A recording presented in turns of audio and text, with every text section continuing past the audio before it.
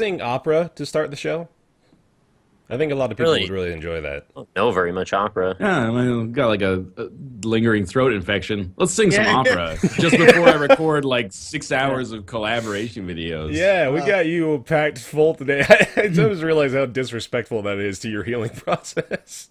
You gotta It's okay, take it he didn't easy. do the NLSS yesterday, so he'll be fine. Yeah, I took yesterday off, so... You're just a lazy ass. Welcome to the Roundtable Podcast, everybody, True. for April 3rd, 2015. Wow. I know calendars. And Wow. sad news, we're all going to have to cancel the podcast. Yep. It was a good run. Yeah, 5 episodes seems to be, kind of the threshold for things. I mean, most of our Let's Play series only run for 5 episodes, so I suppose that's to be expected, but... True. April Fools! You can't do an April Fool's joke. It's still April! All of That's not April how is an it April works. Fool's Right, month. so here's the problem with that whole joke. No, this video is no, going there's no live on problems April with that. 3rd, and we're recording this before it's even April. Early access people are still in the season, buddy. You missed the day. It's for them. And early access is going to be the 2nd, man. The second is like the day that you reveal all the jokes, so I gave them the joke and the reveal all within 15 seconds. I can't wait for all the Facebook posts that says, I'm pregnant, for like a whole day. Every year, I had a male friend in high school who would post, I'm pregnant. And he would wear a fat suit and post pictures. And every year, he got bigger as he put on the fat suit. So he was just like, eventually he got to the point where sadly he didn't even have to put the fat suit on. He was just posting pictures of himself, and he was just saying, That's kind of funny. He really got into character. He did, yeah. He was committed to the joke heavily. Welcome to the show, everyone. So good to have you here again. I'm Baertaffy, joined by Northernlion, Tricycle Smile, Look, and Call me MathasGames. whatever. Call me Rick. Torkelson. Torkelson. Callback.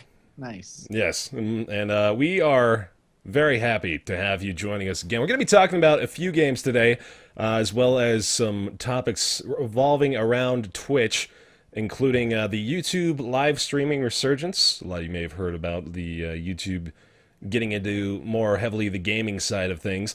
We're also going to be talking about Captain Forever Remix a little bit. Dyscourse, which we were all finding before the recording, that apparently it has a lot more, variety to it than we initially suspected. So that's an exciting topic. And a little bit of touching on Pillars of Eternity, and then the big one for this block. I always want to say week, which you can make it week by heading over to patreon.com/roundtable, potentially getting us close to that $2,500 goal, the milestone which will allow us to become a weekly program. Thank you very much to all the supporters over there. But other than that, how you guys doing? Pretty good. Feeling okay? What's going on over there, buddy? Mathas has got a problem, it looks like. Yeah, that's something.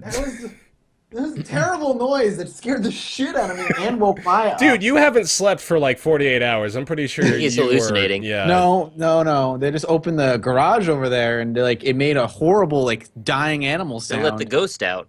They let the ghost out, and it scared Maya, and it scared me. So Animals can feel things like that before they actually. I'm gonna be very jumpy today. get some sleep, man. I will after we're done. You take a nap. We'll come back and record the rest of the show. I'm not hallucinating yet.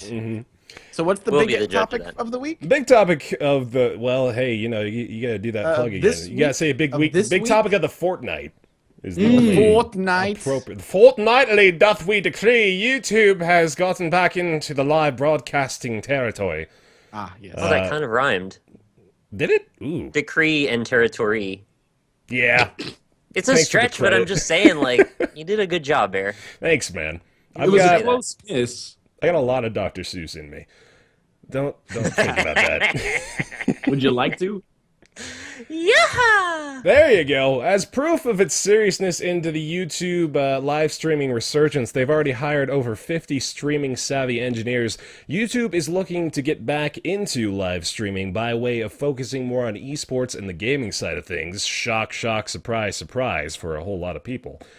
And in place of responding to a report from Ars Technica, YouTube representatives sent them an animated GIF of a little girl shrugging her shoulders, which I like a lot. But It's pretty good. this report being what it is, tell me, guys, would YouTube resurfacing the live streaming area in the form of it being a gaming / esports focused thing, does that incline you to A, look into live streaming on YouTube more, and B, look into viewing live streams on YouTube more?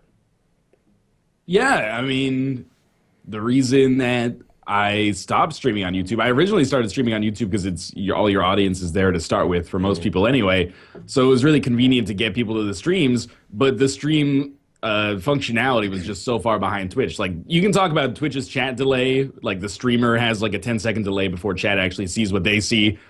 On YouTube, it was like the chat didn't even work. It would load in like discrete 2-minute bursts. So like if you saw something happen at like 2 minutes into the stream, chat would load like 100 messages at 4 minutes and just push it all off. Yeah, it was the worst. The video quality was actually fine. And I think it's like watching streams on YouTube. I watched some non-gaming streams on YouTube lately. It's fine if you're not chatting, but if as a consumer, if YouTube kind of doubles down on making chat work for gaming-related streams, I'd be interested in watching. Whether or not I'd be interested in the streaming depends on a lot of things. Whether or not it works, and you know how Twitch's trajectory in the next like year or so, depending. You know, this could be something that's like 6 to 8 to 12 to forever months away. You know, how it relates to existing networks that we may or may not be partnered with, et cetera, et cetera. But at least it's, unlike some of the other competitors in the streaming community, at least it has the kind of traffic built in already that it can compete with Twitch on kind of like a scale level, which if you go to some of the other competitors right now, it's like, well, you're going to be starting from zero if you have an existing audience on Twitch, basically. Right. I mean, I think the big thing that YouTube needs to do is just make it really, outside of obviously making it work properly, what's going to get people to stream on YouTube is just making it super convenient. I'm on YouTube most of my day anyway, and for me to go over to Twitch, I mean, it's like, oh god, you have to boot up OBS, and you have to go to another website, and it sounds like it's just like a few extra baby steps, but to cut those baby steps out and just be like, I'm already on YouTube, and I'm just going to hit the stream button while I have OBS loaded up, making it that much more convenient while making it functional and making chat work, could be enough to push certain people, lazy people like me, to stream on YouTube more than I stream on Twitch because, like Ryan said, my audience is there. As somebody who is mostly just a YouTuber, to stream on YouTube where my audience is, and as long as you make it convenient, would be enough to make me go, hey, you know what, I might as well just stream on YouTube while I'm at it. Well, I don't know why it has to be one or the other. I mean, there are ways you could actually parallel stream to both. And let's not forget also that, you know, Twitch has a whole system already built up to help you monetize. There's subscriber stuff. There's all kinds of other, you know, side add-on things that YouTube hasn't even kind of really broached into the community of yet. So I would just want to wait and see what they do with all of that stuff. And if they're interested in competing on that kind of a level, then maybe down the line I'll see when it comes to contracts where I go with things. Right. There, I mean, there are ways to parallel stream, but most Twitch partnership contracts have exclusivity on Twitch built into them. Yeah, no, I mean later down the line to see if that could be negotiated or what. And a lot of this is right. hypothetical too. We don't know what, like you said, we don't know what YouTube is going to do when it comes to doing, you know, monetization and being able to do subscription models. We don't know. I'm assuming they'll be aiming for something to be somewhat equal to or equivalent to Twitch. Another argument I read recently is like, well, what about YouTube's copyright system and all that stuff? And I still sit in the camp. I honestly still sit in the camp that people who think that's not going to hit Twitch eventually are in dreamland. That shit already has. It already started to, yeah. But I think it's not as bad, but it's definitely it's not begun. as bad because it's not as live. But I really do think that eventually it's going to hit live streams and not just VODs. It's going to be more crackdown as these lawyers, as these companies decide to say, yo, they're using our music even during a live stream. They shouldn't allow it. We shouldn't run any commercials they run will be going to us, this, that, and the other. And if that's going to be part of day one YouTube streaming or not, I don't know. But if it is, I mean, people will be like, well, just stay on Twitch. But I think it'll hit Twitch eventually anyway. So Hit you in I the wonder if VOD that's sounds really possible. dangerous. I don't know. Protect your Yeah. VODs. Protect your Always VODs. protect your VODs. YouTube, I mean, okay, so the focus is very centric right now, as far as we can tell from their live streaming reboot, of broadcasting events, and that's kind of been what YouTube live streaming has focused primarily on, not just in the gaming aspect of things, but also with, you know, they've done the presidential debate stuff on there from time to time. They do concerts very frequently, which Twitch Award shows. is getting into a little bit as well. Yeah, award shows, things like that. So I don't think YouTube is really concerning itself very much with monetization for streaming partners and making the interactivity more enjoyable. I think they're, like Ryan said, like they already had a good footing as far as the quality of the broadcasts and the ways in which they want to deliver the primary mechanism of allowing people to consume content live on YouTube. But another big thing about it would probably be how YouTube obviously is not a site where people go to consume live content. They're doing this as a sort of branching out, unlike Twitch, who are established as you come here to view live things, and that's what the entire focus is. So I'm curious to see whether or not they are going to try to dive into those aspects of it more. I'm curious to see if they want to improve upon their god-awful, abysmal chat interactivity system. I mean, it's step just it's just as useful to leave a comment on a YouTube video, on like a million-view YouTube video, as it is to try to chat in a YouTube live stream. It's very true. Yeah. It does nothing for you. The only upside was that it was actually all archived, right? Once the stream was over, you could go and look at all of them. So, I mean, I would have kind of liked if that was an option on Twitch as well, but also it's not that important either. I think the elephant in the room here, to some extent, and like, don't take this as me bad-mouthing Twitch, but in the last year or so, Twitch has gotten worse. Like, the service of viewing on Twitch has gotten worse with the chat delay, and I don't know, maybe it hasn't gotten worse as a partner, but there's been stuff like the music changes, and then even though it's out of their hands somewhat, like the recent security breach didn't help matters very much either. No. So I almost feel like this news is kind of conveniently timed. YouTube is like, well, we're a company with a lot of resources and a lot of built-in audience here that probably can compete, and confidence in Twitch is probably lower than it's been at any point in like the past couple of years. So it seems like a good time to try to capitalize on that. Mind you, YouTube streaming sucked really badly. So they have an uphill battle when it comes to that. Like, I feel like there's this innate kind of like underdog appreciation that people have. They're like, yeah, fuck Twitch, but then like YouTube as is they're like, watching well, we're gonna Twitch. Right, yeah. Twitch sucks. Like, I only spend like 8 hours a day on it, and it pays like my bills. But then people are like, Hitbox. No. Yeah, let's go to Hitbox. Whoa, YouTube's getting involved. Fuck YouTube. I think maybe Twitch isn't so bad. Like, I feel like posing that as a YouTube, question. I think. Like, if YouTube does streaming really well, I don't know who people are gonna hate anymore. I don't know how it's gonna work. You hate both, man. You hate the man. I guess you just hate the man. Who's the man among us? Who do we need to hate here? It's Mathas. If I would say, if there's any question, just go to Ryan's audience. Fuck that Mathas guy. That shrug, dude. You Clearly just you me. fucking accepted it instantly as soon as I presented that. This is like, there was no question. Who do we hate? The guy that we're trying to raise $50,000 to fire is the answer. It's a valid goal, right? An interesting little nugget from the. It's like, I still like you. Oh God! Don't do I that. didn't want them to hear. Don't eat the microphone. An interesting perspective from the back end to note.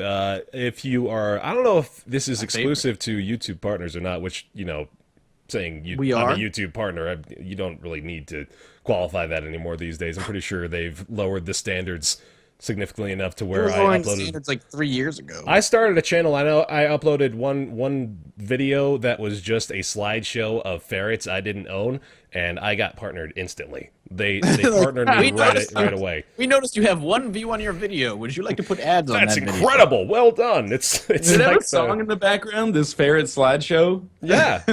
Like Home Sweet Home by Motley Crue or something? Oh, you've seen it.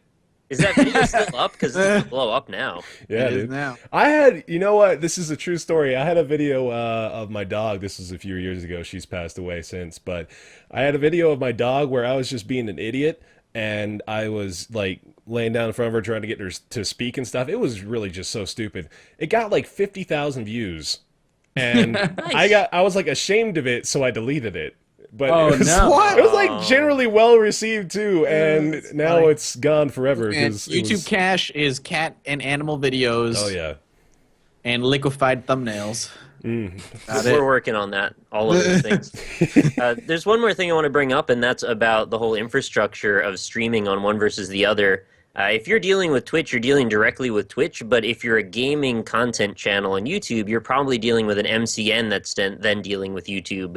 So there's this extra layer of kind of confusion about how the contract splits work and whether or not revenue share is going to be as viable on one versus the other. So I was just kind of curious what your guys' input was on that whole thing. I did want to make mention before I got into that whole video about my dog thing. I was going to say you can see in the back end of the analytics report that they're actually starting to separate a little bit more the identities of live streaming revenue against on-demand stuff. They even have a tab on there that says on-demand now as opposed to live. So when they're building out things like that, it leads me to believe that they are trying to work in an infrastructure, which is good that they're doing this now, because it seemed like the first time that the live streaming booted up, it was so terrible that it was maybe more of an open beta test without it having that exact language. So that is curious to me of whether or not they are going to, dive into that a little bit more, just based on those little nuggets. I'm trying to think. I don't know.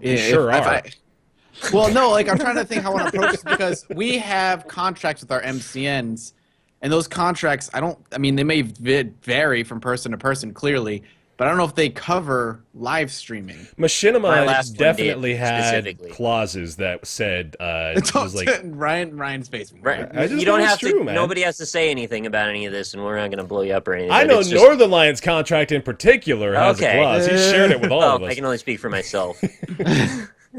I don't think mine does. There may or may not have been contractual amendments presented. Okay. That had live streaming in them. Yeah.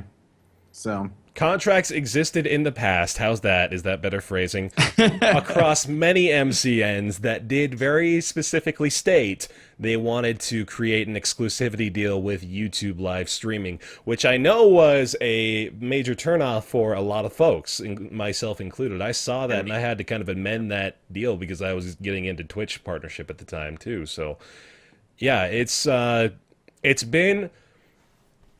It's okay. So there's two sides to this. There's the side where YouTube just focuses entirely on event broadcasting, like we mentioned. They just make it so you can watch the large tournaments on a grander scale because YouTube's audience just brings in so much stuff. Like they throw a banner on top of their website, and that is potentially being viewed by billions at a time. And that is the kind of draw that sites like Twitch really can't bring at the moment. So I tend to lean toward that reality as opposed to them. I mean, like, again, those analytics data things are kind of telling for the potential future of partnership with YouTube being more integrated with live broadcasting, but I tend to lean more toward the idea that they're going to be focused primarily on events for the ongoing future as opposed to trying to get back into the competing with Twitch side of things. I mean, they did specifically say they're getting into video games with a focus on esports. So, I mean, you're looking at esports events, probably, League of Legends World Championship, Dota World Championship, StarCraft, all that stuff. That's something you just throw a banner up and be like, you can just go watch this. It's a huge event. Go watch it right now if you're into it, as opposed to worrying about the individual streamer. I mean, again, it's all, wishy-washy. We don't know. We'll see what happens the next 6 months to a year. But it's interesting to think about because I think you're right. That whole to be able to just throw a banner up and be like, "This is happening now," and then millions of eyes. Promotion on Twitch, same kind of thing. Yeah, but Twitch gets like 1% of the viewership. I mean, same idea though. That's all. Yeah. No, that's I agree with Mathas. I think that I don't need the lampshade. I'm talking about hitbox. There have been competitors that have risen up for Twitch that take kind of like a streamer's first approach. They're going to try to not siphon because it sounds kind of malicious, but they're going to try to entice streamers to leave Twitch and bring their audiences to hitbox. YouTube is very much going to work in the opposite direction as far as I can tell, because it's not an exaggeration to say that the monetization on YouTube compared to Twitch, with the same audience, you might make literally like 100 times more on Twitch. Like that was a big difference, and it's not the difference between making like $1,000 and $1 million or $100,000. If you're partnered at a very small level on YouTube, say you have like 2,000 subscribers or something, you're probably pulling in, like $50 a month at a good amount. Generous. Yeah. So generous.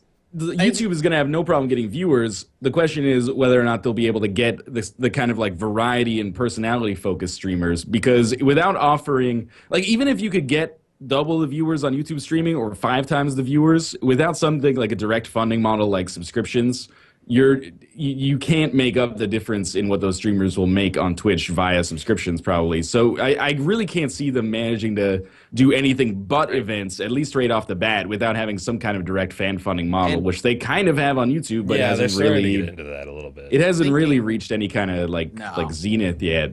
And the other thing I'm thinking that Hitbox didn't have that YouTube has, especially when it comes to just thinking of esports events and, you know, being into that scene, is money. Yeah. YouTube can just be like, yeah, you're going to run the League of Legends World Championship and you're only going to stream it on YouTube because here's multiple thousands of dollars. Here's a truckload of money. We'll And deliver now, it to you in a now you flatbed. just exclusively will stream this event on YouTube because we paid you the money to do so. Mm-hmm. And they're gonna that's a good way just to start boosting an audience right there. I mean, Hitbox can't do that. And another interesting perspective on it all is to consider again the fact that Google was very much in play to purchase Twitch. Yeah. Remember those horror stories back in the day before Amazon swooped in was the hero of all mankind. remember the sky is falling, the world is burning panic that was happening. It was legit kind of scary, though. Hey, yeah, I mean, I found it to be. That's a whole nother debate, of course, but yeah, if we had been a Are podcast those back people? We don't need to be having this conversation for those people because they won't go to YouTube. Like, if YouTube, even if it has a totally like viable streaming platform, they prefer to diversify and keep, you know, half of their eggs in one basket, half of their eggs in the other, their half of their eggs in another Half their basket, and bags. that's half their bags in another box, and that's there's totally for fine. another You know, egg. there's validity in that for sure, but Well, I didn't even want to necessarily note on that. What I wanted to speculate on is whether or not these changes would have taken place if Google had acquired Twitch. probably. And not. I think No. no. No, I think because probably they would own it. So why would they need to compete with their own? It'd be the same thing as like World of Warcraft 2 announced and being released. They'd just be feeding off their own subscribers of World of Warcraft 1. There'd be no point. Like Google, after they bought YouTube, they phased out Google Video. Yeah. Yeah. If only they'd get rid of Google Plus. Yeah, the one big difference, though, that I think is also worth noting as far as like fostering smaller, more personality-driven streams is that there's not really much in the way of community or support when it comes to YouTube.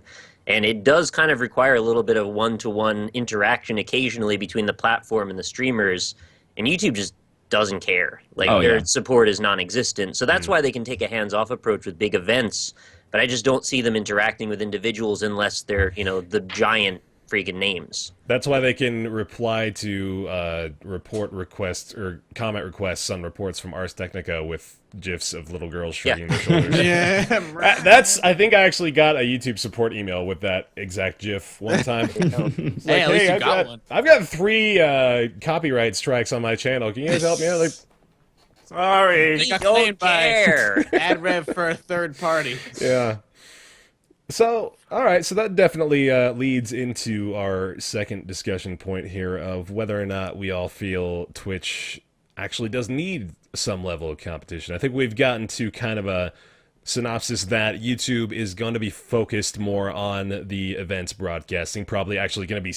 I think they're really just going to steal all of the major events that Twitch has done. Like we touched on that too. Like they can just...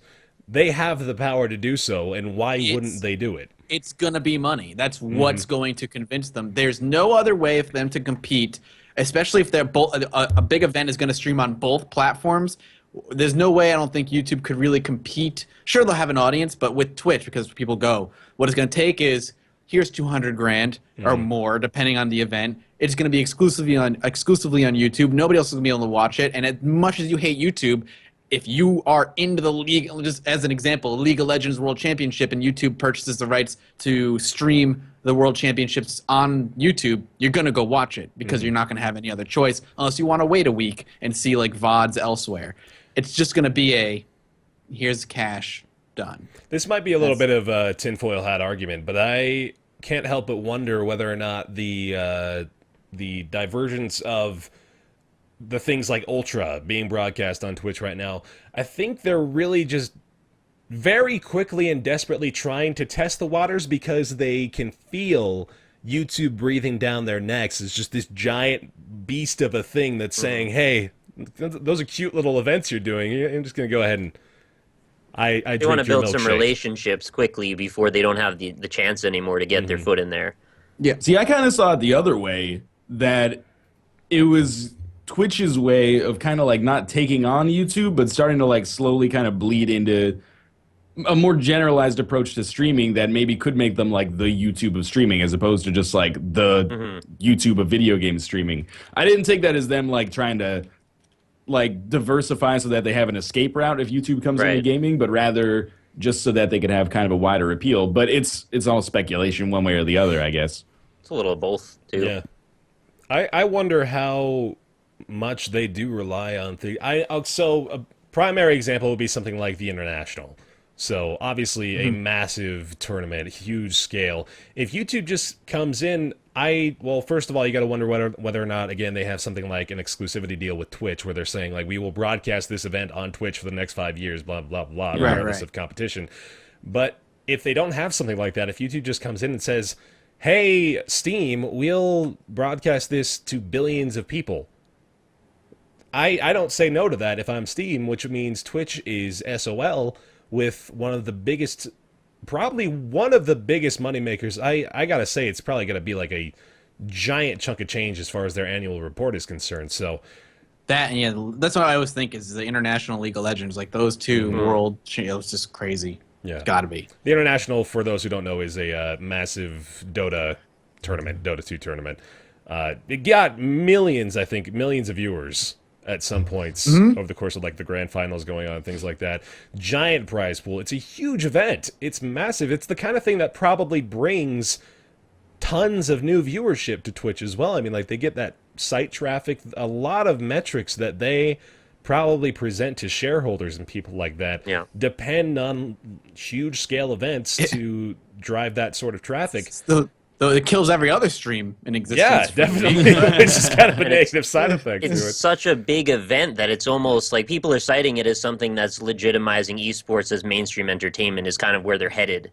Yeah. So, to put it into perspective.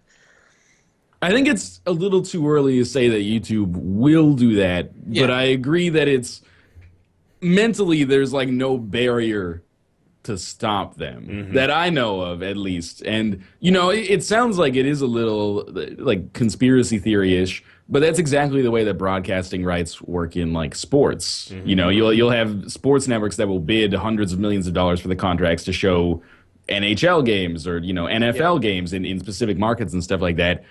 I mean, I think it's maybe a little quaint to think that, you know, our industry is too small to warrant that same kind of... We're too polite to do that. Right? Like, this is games. We don't do that stuff. These guys are all just meeting in a small little room talking over a laptop, right? No, it's... honestly, something like the International could become maybe even the Super Bowl of esports, where these giant companies, like, there's only two really major players in there at the moment right now, but maybe they swap hands, you know, like things like the way the Super Bowl works right now is there are three large broadcasting networks. I think it's NBC, Fox, and I want to say CBS is the third one. And they actually take turns. The agreement is they take turns broadcasting the Super Bowl. So that something like that could happen where, you know, next year it's broadcast on YouTube and next year it's broadcast on Twitch. That seems probably a lot more far-fetched than the idea of YouTube even coming in to try to take those things away. That's just, you know, much further speculation. But that's becoming a legitimate possibility, which is very interesting to say the least. At the same time, you know, YouTube, I think we would all agree that, especially Google, its parent company, has a lot of money. I think I could agree that Google has a lot of money, yeah. But it's not like it would be Google going against Twitch. It would be the YouTube division of Google going against Twitch, which is itself almost like a subsidiary of Amazon, which is also a rich company. And you don't know, like, maybe YouTube would... pockets are deeper. Well, I think probably Google's, but the question would be like whether or not, you know, YouTube would feel comfortable devoting like X% of its budget to buying an event, whereas for Twitch, you could probably make the case that holding on to something like the International is more important to them and maybe justifies a larger expense. Or maybe even, you know, a company like Valve might say, it's been awesome to work with Twitch, and the international's gone off mostly without a hitch the past few years. Like, why mess with a good thing? So it's all like theory crafting right now, but yeah, definitely.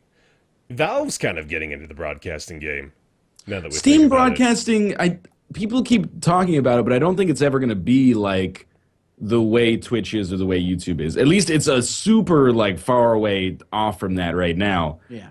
All I've seen Steam broadcasting used for right now is like, help me get through this part of the game, or pop up a notification while I'm trying to record that's like somebody wants to watch you play Rebirth while you're recording a Rebirth run that people are going to see the next day anyway. Yeah. Or porn. You know, I should that's start doing another big that use instead for of it. I should start instead of Skyping you, just be like, "Can I watch you play Rebirth?" Dude, you should sell friend invites to your Steam account, Hey, ooh, and then nice. you can get shit. the early scoop on your Isaac episodes. Oh, There are content Don't do creators that. that have done that. At the would pick $15 that up. Patreon tier, you can add Northernlion on Steam and watch the Rebirth happen live. No. No. Maybe if we hit 50. If we can get Mathas Then to I can fucking hire over. Mathas to be like my admin guy on Steam. He can direct all the requests. Oh God, no, please.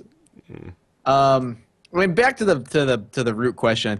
I mean, if you want to wrap up the conversation, is competition good? I think competition is always good. It's going to force Twitch it's forcing Twitch to be better, because if they're not better, they'll just fall by the wayside. So And then I don't think that'll ever happen with Twitch. They honestly, need it.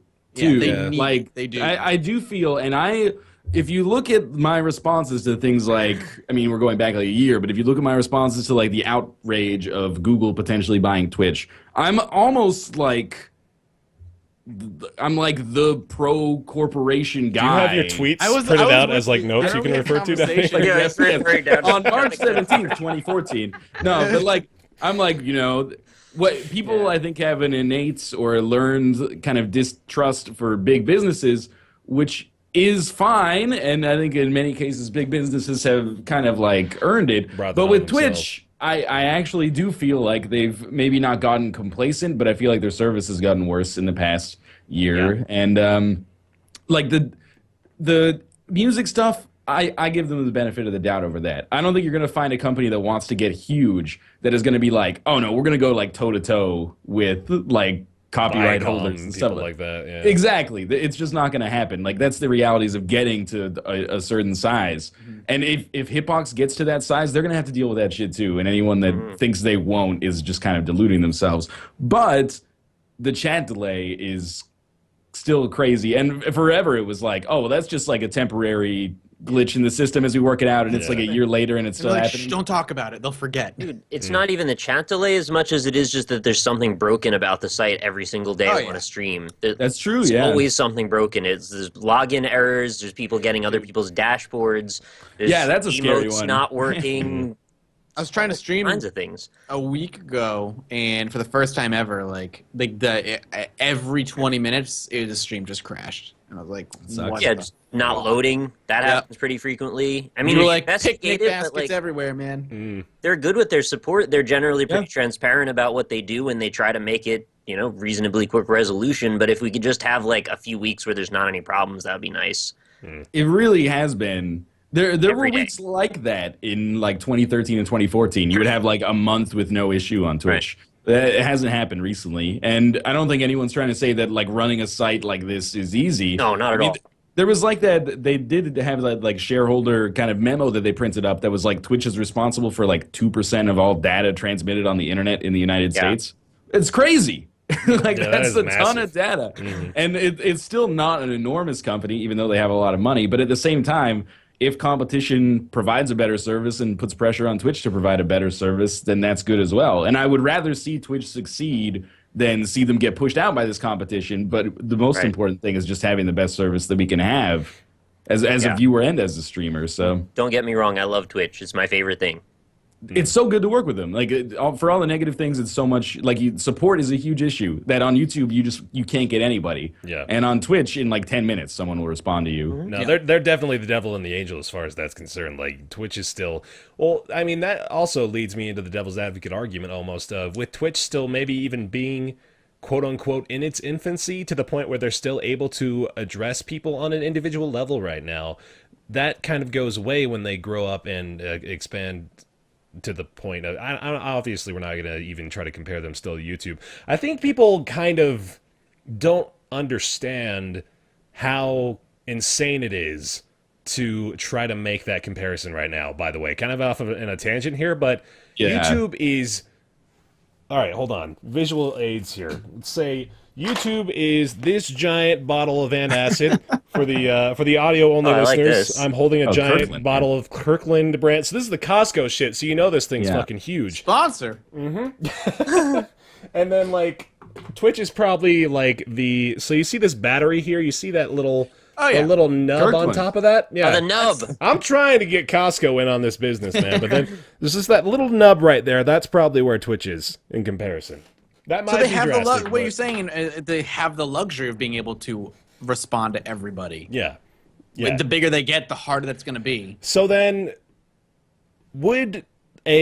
so say we were able to put ourselves into a reality right now where Twitch has two major competitors. We'll call them Snitch Hitbox and Hitbox. Twitch, Yeah. Snitch, and Hitbox. They're like the three big players in the streaming game.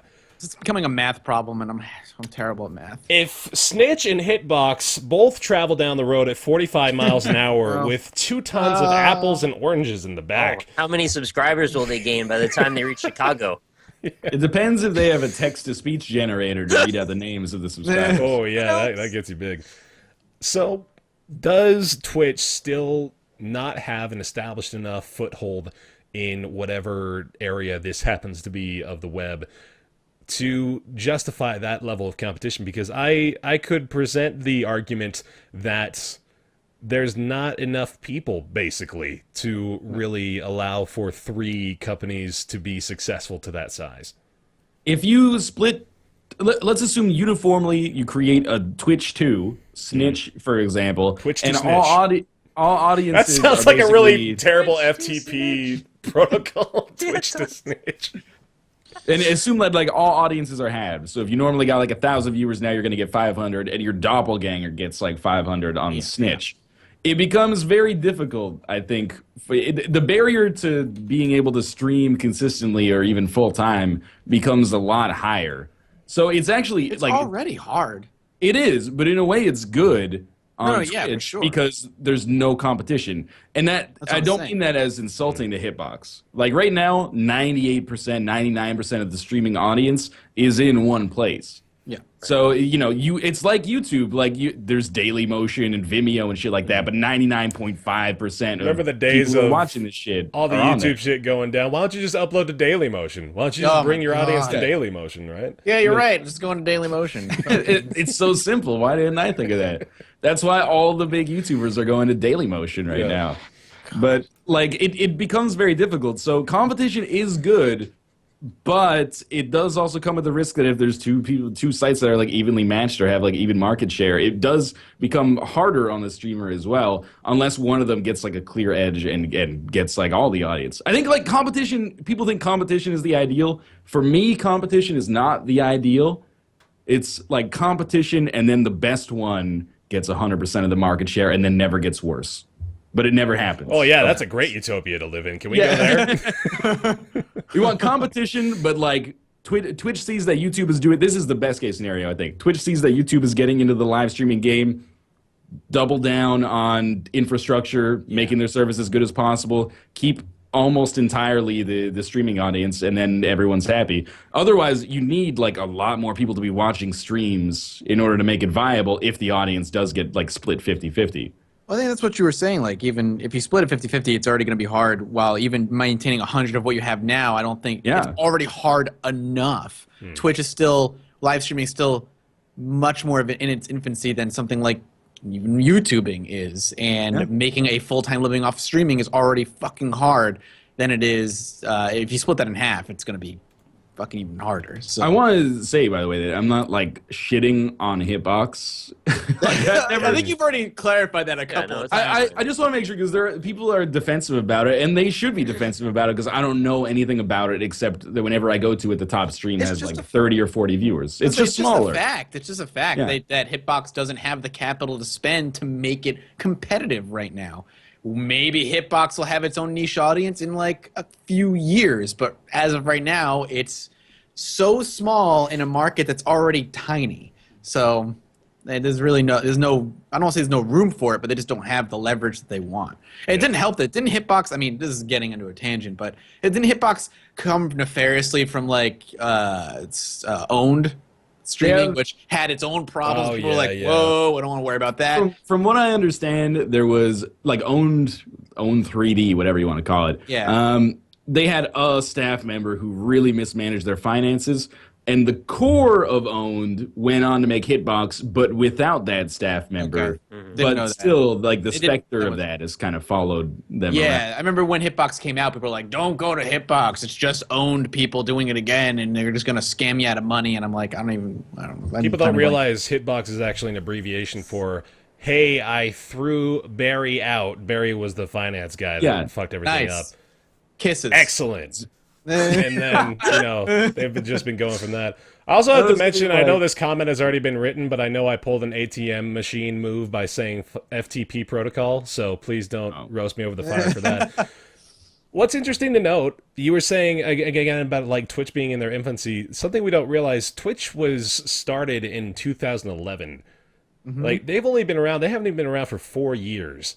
Yeah. They're still so young. So I think really we may be getting the ideal circumstance here as far as hoping that Twitch will buckle down and begin to really work on building out its existing infrastructure and trying to make things better as they are right now, as opposed to trying to grow into this massive multimedia conglomerate.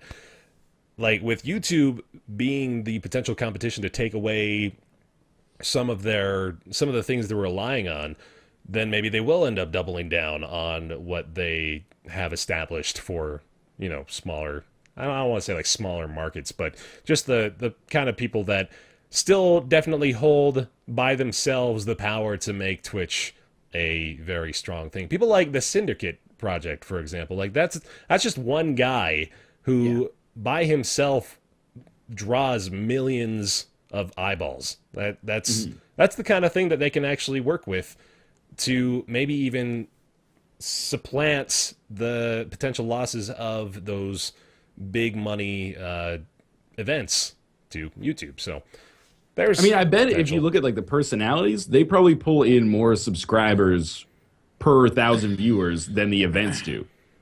Like someone like any of us, we probably pull in more subscribers per 1,000 viewers. Mind you, they have like 500,000 viewers sometimes than an event does. Yeah. I would bet that too. Yeah. I would be. You go ahead. Are you sure? I'm very sure. Sure. Do you have something worthwhile to say? You sound like I maybe feel like you're I not. cut you off. I just feel like I cut you off. No, I mean, all I was going to say is I'd be curious to see how much of Twitch's budget is, made up by subscription revenue from advertising on smaller channels, because I would love to see that. that would be very interesting and would definitely help us to speculate further as to what we sort of direction know. we can expect. yeah. we know what our revenue breakdowns are: subscribers versus ad revenue. I would be interested to see if that was reflected across Twitch, or if you look at a huge stream that's event based, if it's like 90% ad revenue. I don't know, see YouTube adopt some sort of like subscription based model. dude. can I've been get that saying now. it. I've been saying it for like 3 I know. years. I have too, man. If Especially the way they- ad revenue is going down lately, like not lately, but like over the course of years, just it's give bad. a basic like $2 subscription, They have subscribe to that. your favorite YouTuber. No, because you have to get content off in order for that to work. I'm saying Yeah. I'm just saying, subscribe to them, and now they don't have to watch ads on any of your Bingo, videos. yeah. Oh, Yeah, okay.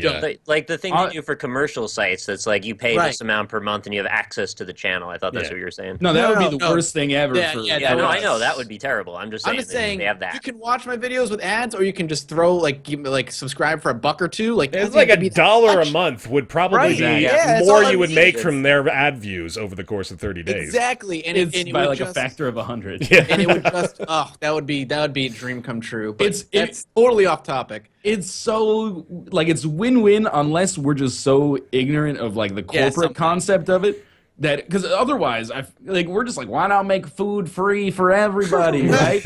Abolish money. But it's like I've been saying forever. I've been like, if you could offer like a monthly subscription with 99 flexible pricing. Yeah, so if you were like Discovery Channel, you could be like $9 a month or something. If you're us, you could say like $1 a month, and you get no perks but no ads. There are so many people who would be like $1 a month to not see ads and maybe absolve guilt over using ad block. Like that's not. I don't think the majority of people would make that decision, but I think a lot of people would make that decision. That Enough adds up. people. Yeah. Because one person paying $1 a month takes care of like 50 people using ad block. Exactly. I would be Probably more than and that. admittedly, Yeah, like exactly. That's Probably a really good point. as I'm a little older, like I have some disposable income. But if I was like, yeah, I like your videos, I would pay $1 a month to not have ads in front of your shit for sure. But right now, the choice is like watch ads or have ad block, and the decision is like way too easy for most people. At least you either use ad block or you say like I'm gonna support this kind of like style of content. I want the internet to still be free. I think we all recognize this. Like, it's an extreme inconvenience to have to watch ads. Yeah, like, man. Yeah, we no, there's no doubt. sincerely appreciate that. Like, that fucking sucks. Yeah. It's so annoying. But And yeah. to their credit, I would imagine that a system that allows you to subscribe for $1 a month probably costs them money in the long run. Like, the amount of things required probably to process that sort of stuff. I don't know, man. I seriously doubt they would. You can pledge like $1 a month on Patreon. Yeah. They And already have a system on can- YouTube where I can gate off content for subscription. Yeah, but I mean, rentals and stuff like that too. Yeah. I doubt they would want to go the PayPal route. I don't know why exactly I would say that, but it just seems like, Use Google Wallet. yeah, probably. I mean, they do something Fuck like it, Google man. Wallet Make for it sure. for YouTube partners through MCNs or something. I mean, there's got to be a way. There's got to be a way, but Doesn't- I just. Sorry, What, go Nick? ahead. Doesn't it undermine profitability for the people selling the ads, though, to have there be... Yes. Yeah, see, they don't care about anything that undermines that. That's their And number that- one. Yeah. They do have that conflict between like creators and themselves, or creators and advertisers, I should say. But at the same time, YouTube is a company, and okay, we're coming from the perspective of people that like go to your channel, watch your videos, and are diehard viewers. I bet that's like 5% of YouTube. I bet 95% is like embedded shit on BuzzFeed. Like, check out this 30-second video Right. of this Yeah, dude that's a good vaping point. semen, right? So That's My favorite video. That's an actual thing. No, yeah, And that that bums definitely me out, happened man. earlier this morning. on Twitch, I was Fair. like, I hate that there's like non-skippable 30-second ads when you go to the channels on Twitch now. Like, it used to be an opt-in, opt-out thing. Yeah. And then they just grandfather anybody who had the setting off into like no ads when you go to the channel, which I love not having ads when you go to my channel. Because whenever I go to a stream and then there's like a 30-second ad, it doesn't matter what it's for. Yeah. Like, I was going to say Battlefield Hardline, but then it just sounds like I'm shitting on like the circle Usually jerk over That's that. just the latest ad. Exactly. So you go, you watch a 30-second ad for Battlefield Hardline, and then it's like, as an example, maybe like, you know, Brotato is offline. And you're like, well, I just wasted my time. That's not Yeah. Brotato's fault, but I'm like, and I Or hate the that. stream stutters and you refresh, and then it's like, oh, time to watch the ad again. Yeah, yeah. Well, that goes back to, because I was streaming yesterday and somebody mentioned it, that another Twitch problem where they'll send out notifications that you're streaming way late in the Yeah. game. And you're It's like the like, well, I equivalent of just not said, and I just sending watched a videos 30-second to ad, and they're not live because your notification is like 2 hours The long. annotations from Twitch to YouTube have been broken for the last month, so every video always people watch live. on YouTube says I'm live, and I'm not. So people are just going there and probably seeing ads and leaving. And very soon they're going to realize that annotation's meaningless and it's going to stop being effective. I think which what I have sucks. to imagine that we're just incredibly ignorant of like the meetings that go on Yeah. between yeah. big video game advertisers and the company like Twitch or YouTube. Because for me, if someone pays $5 a month, it would be like in my position right now, it's a no-brainer to say no ads when you watch that channel. Yeah. But they just, like, if you're not grandfathered into it, they will not do it. I imagine that's something that maybe, like, I don't want to pick a publisher, but, like, a video game publisher was probably like, we're going to do a huge ad buy. And Twitch was like, well, you know, like 5% of a channel's audience won't see that ad. And they're like, oh, that's unacceptable. Yeah. And you're like, okay, instead, 50% won't see it thanks to their use of ad block. Okay, no problem. Yeah, exactly. Yeah, it's so stupid. But then Which is Twitch why- Turbo, Well, They actually, get paid. that was the argument I was going to make. Is something it's- that's probably a lot more likely to show up on the YouTube side of things is the equivalent of Twitch Turbo, and they're kind of already doing it too. I'm guessing you guys have seen on a lot of the music channels, they give you the option to remove ads from viewing the music videos and stuff like that. Oh, for I don't- Vivos. Yeah. It's like- Nice. I think it's actually across everything that YouTube identifies as music. So it could even be an upload of, Everclear on fucking Georgie94's channel from 2008. I love Georgie. Yeah, he's a good guy. And it still has a little option down there that says, like, you can remove ads from this video just by paying this monthly subscription fee. So I wonder if maybe there could be, like, the potential. I mean, this is, again, a very utopian style of thinking of YouTube just completely eliminating the ad game and saying, you guys give us $8 a month, ads are gone. And then But have the option. You can watch for free with ads or... Yeah. And then you can even say something like, the way Twitch Turbo does it is when the partner runs ads and Twitch Turbo viewers are there watching that channel, they are compensated for the Turbo view, I guess. I mean, and again, those are freaking fractions of a penny we're talking about as far as that's concerned, but that might be a potential way for YouTube to address the increasing issue of ad block, because they've got to be able to recognize that stuff too. Much like we say we don't really have any idea what sort of meetings go on behind closed doors. There are people at YouTube more than likely on a regular basis trying to identify, isolate, and diminish problems associated with ad block. So Yeah, I have to imagine. that's something I wish would exist, because I think like a YouTube Turbo, and this is as selfish as I can possibly be. YouTube Turbo is great for people who watch YouTube, and it doesn't hurt the content creators, but I prefer a system of individual subscriptions that are cheaper overall than like one YouTube subscription, because then you're actually kind of paying for some free viewers if you subscribe to a channel, if that makes sense. Like I would prefer, I'm glad Twitch Turbo exists, but I would prefer to have it in addition to like ad-free on a channel if you subscribe, because then you're not like it's a way of supporting flexibly the streamer or the content creator. So if you only watch like Mathas on YouTube, you can say like, I'll give Mathas $1 a month instead of giving YouTube $8 a month. And then Mathas gets like 70 cents of that instead of what he would get if you subscribed site-wide, which would be like, 0.01 cents per Lets view you or something tailor like who that. you want to support. It's if you watch one person way more than you watch anybody else, and you're like, you know what, here's $1. As opposed to saying, "Hey, YouTube here's $8." It's just it's more personal that way. $1 means more to us than it does to YouTube. I think Yeah, I'm trying to say. clearly, yeah. That's sort of what I'm trying to get at. And that's why things like Patreon are so good, and like why this is so cool is because people who like really like the content pay more than they would be paying for it in order to support people who aren't paying for it, if that makes sense. So my problem with Patreon, which is weird to say in a series that's funded by support Patreon, us on Patreon. is that it still kind of has this culture of like pledge like $10, pledge $20, pledge $100. What I would love to see on YouTube, and by the way, if you're pledging 10, 20, or 100, that's awesome, and thank you so much. Thank you very much. But Thank you. I would love to see on YouTube like pledge $1, and then like you get a benefit of no ads out of it, and like $1 is so meaningful from like an individual viewer on a YouTube scale that like you wouldn't have to have people giving $100 to support content. You wouldn't have to have 10 people giving $100. You would get 5,000 people donating $1 instead. But I don't. Maybe I'm that missing almost it. becomes like a communist line of thinking, right? It's like, hey, if we all put our Goddamn sheep into commies. this barn, then we can all just take one sheep and then we'll share. know. We'll all share and be YouTube would happy, be friendly, fun time. surprised. Maybe YouTube would be surprised how many dollars people want to give. They haven't tried. Yeah. Yeah. I mean, I don't know what communist is, because communist is everybody giving $1, but then it's also communist. You got like one person giving 100, and then like a bunch of people freeloading off it. Or is that capitalism? I don't know.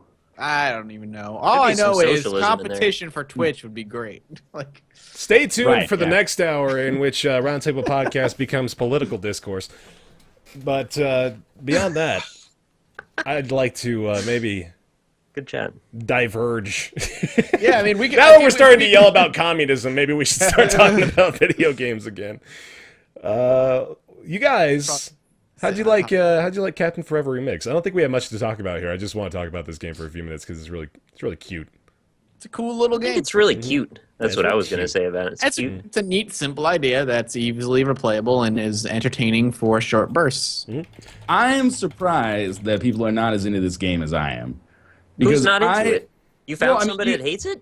There's like muted positivity. Well, Before wait, you say Ryan, that, you Ryan. should describe what the game is Yeah, I first. was gonna before I say, forget. Ryan. Yeah. what else it is. Captain Forever Remix is a space shooter that takes place in 360 degrees, kind of similar to Asteroids. But the hook of the game is that you basically build your ship out of modules, which are kind of like Lego parts. So you'll have structural parts, a little bit like Kerbal Space Program too. You have structural parts, boosters which provide thrust and directionality, different kinds of weapons like lasers, cluster lasers like shotguns, Saw blades. melee weapons like saws, beams, stuff like that. So you build your ship out of these, you destroy enemy ships with kind of like asteroid-style combat, their modules come off, and then you reconfigure your ship with their modules to become stronger, and you try to beat like 10 levels, and then at the end you fight a final boss, kind of similar to FTL, but real time. So that alone, when I was playing it, I've probably put in like 2.5, 3 hours thus far. I was like, this is like, it's early access, by the way, but it's not quite as addictive as something like FTL or something like Rebirth, something like Spelunky, but it's like almost there. Like I've almost got like a Rogue Legacy vibe from it that is like, if there was more of a culture and community around the game, I could see myself putting in like 10, 20 hours fairly easily. Like I think it's a Right. really good game. Well, the replayable element is that every time you die, there's actually money that you'll grab that drops along the way, and you can spend that on various things that have long-term potential for making your abilities better. For the one example would be that you only have a certain amount of time to build your ship after you finish each wave or each level, and you can make that longer, so you take a longer time to pre-configure things. And it's not dry or anything. Like, it's really simple. It's all physics-based. You click, Yeah. you drag. Things just snap together in a very, like, visceral, fun way. It's very satisfying, the snap. Yeah, it's a satisfying feeling. And it's really easy to just reconfigure your ship, take it all apart, and just have fun with it. It's not a serious game. It doesn't require a lot of analytical thinking. You just play around. Feels good. Experimentation is key and fun. It different things. allows you to have your own fun with it for sure. I Make think the biggest maybe penis ship you can. yeah, absolutely. Just build a giant dong, and that's all you can hope to do. I think games like this they're maybe a little bit tougher to get into because okay, here's put another quarter into the compare it to the Binding of Isaac jar. But Yes. You're right. Yeah. it's too easy not to make this comparison of say in a game like The Binding of Isaac, you're playing through and when you acquire new items, it just stacks onto what you've already got and you all of a sudden are way more powerful. And that happens, it goes and goes and goes, and then you just this massive beast of a crying child, and that's a weird phrase. like it.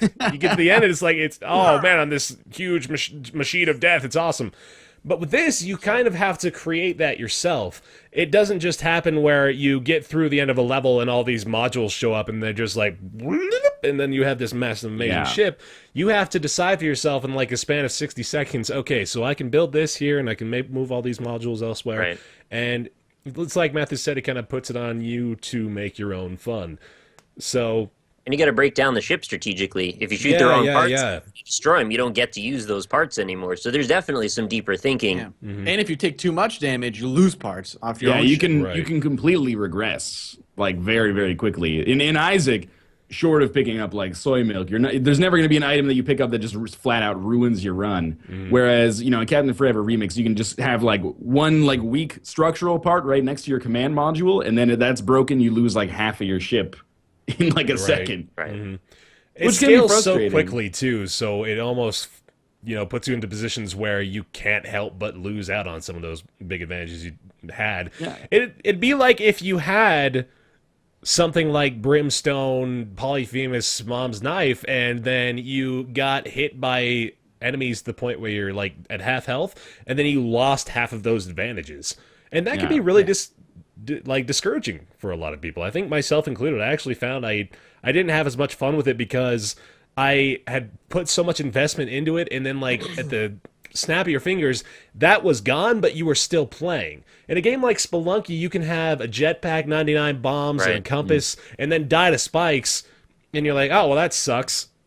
Like, I start over. Like, that game had ended right then. Like, that feeling, it's difficult to describe, but that feeling is way different from still having to try to progress in the same You feel helpless. stage. Like, all of your options have been removed, and now you've got to figure out a way to somehow get more parts back, which is just a really steep hill to try and... But And sometimes that can be really cool, though, because when Nick and I were streaming it, I had a run where I got to, like, maybe, like, level 6. I ended up losing... Well, I lost every run. But I ended up losing, like, on level 6 or level 7. But I had a good ship, and then, like, an enemy beam just cut off, like, half of it. And then I lost the other half. Or I, like, deliberately, like, got rid of the other half. And then just became, like, one booster, and then, like, my command module, and then a laser beam that just shot, like, straight out.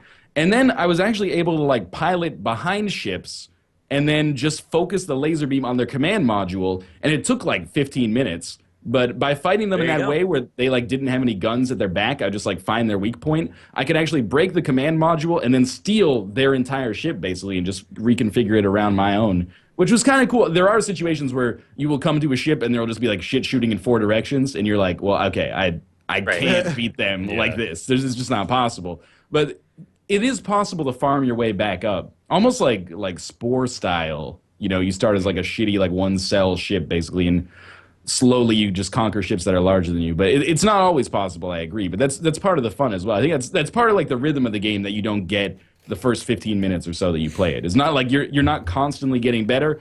You'll get better, you'll take like 5 steps forward, and then you'll take 3 steps back, and then you'll take 1 step back, and then you'll take 4 steps forward, and yeah. Do continue. Well, and then there's like other numbers involved in it between 0 and 9. Somewhere you take 6 steps and then 9 steps backward. That was really if you take too many steps back, you die. Oh, okay. If you take enough steps forward, you win. Usually, you'll have a good chance. You guys are deep. I know. I think it's really good. I'm surprised that I feel like I always take this stance, but I'm surprised that people have like a problem with it. Not that people necessarily do, but I clearly think does. I think it deserves this. I think it should garner more attention than it has garnered thus far. But that's a number of different issues wrapped up with early access and it having kind of a cartoony aesthetic. And some people are not thrilled about the music, which is basically just like a couple of repeating tracks over and over. Yeah, it gets a pretty standard early access stamp of approval for me as far as that goes. Where I really like where it's going. I want to see more of it. So I want to see more variety. I want to see it go deeper with expanding your ship out, like potentially getting yourself like 3 or 4 command modules, maybe see like what kind of craziness that can hold. So yeah, I know when I can chop down trees. Yeah, that's all. When the zombies show up. God damn it! There's actually a game called Space Pirates and Zombies. He'd probably love it. I have it. Yeah, of course he has. He got 5 copies of it. I do.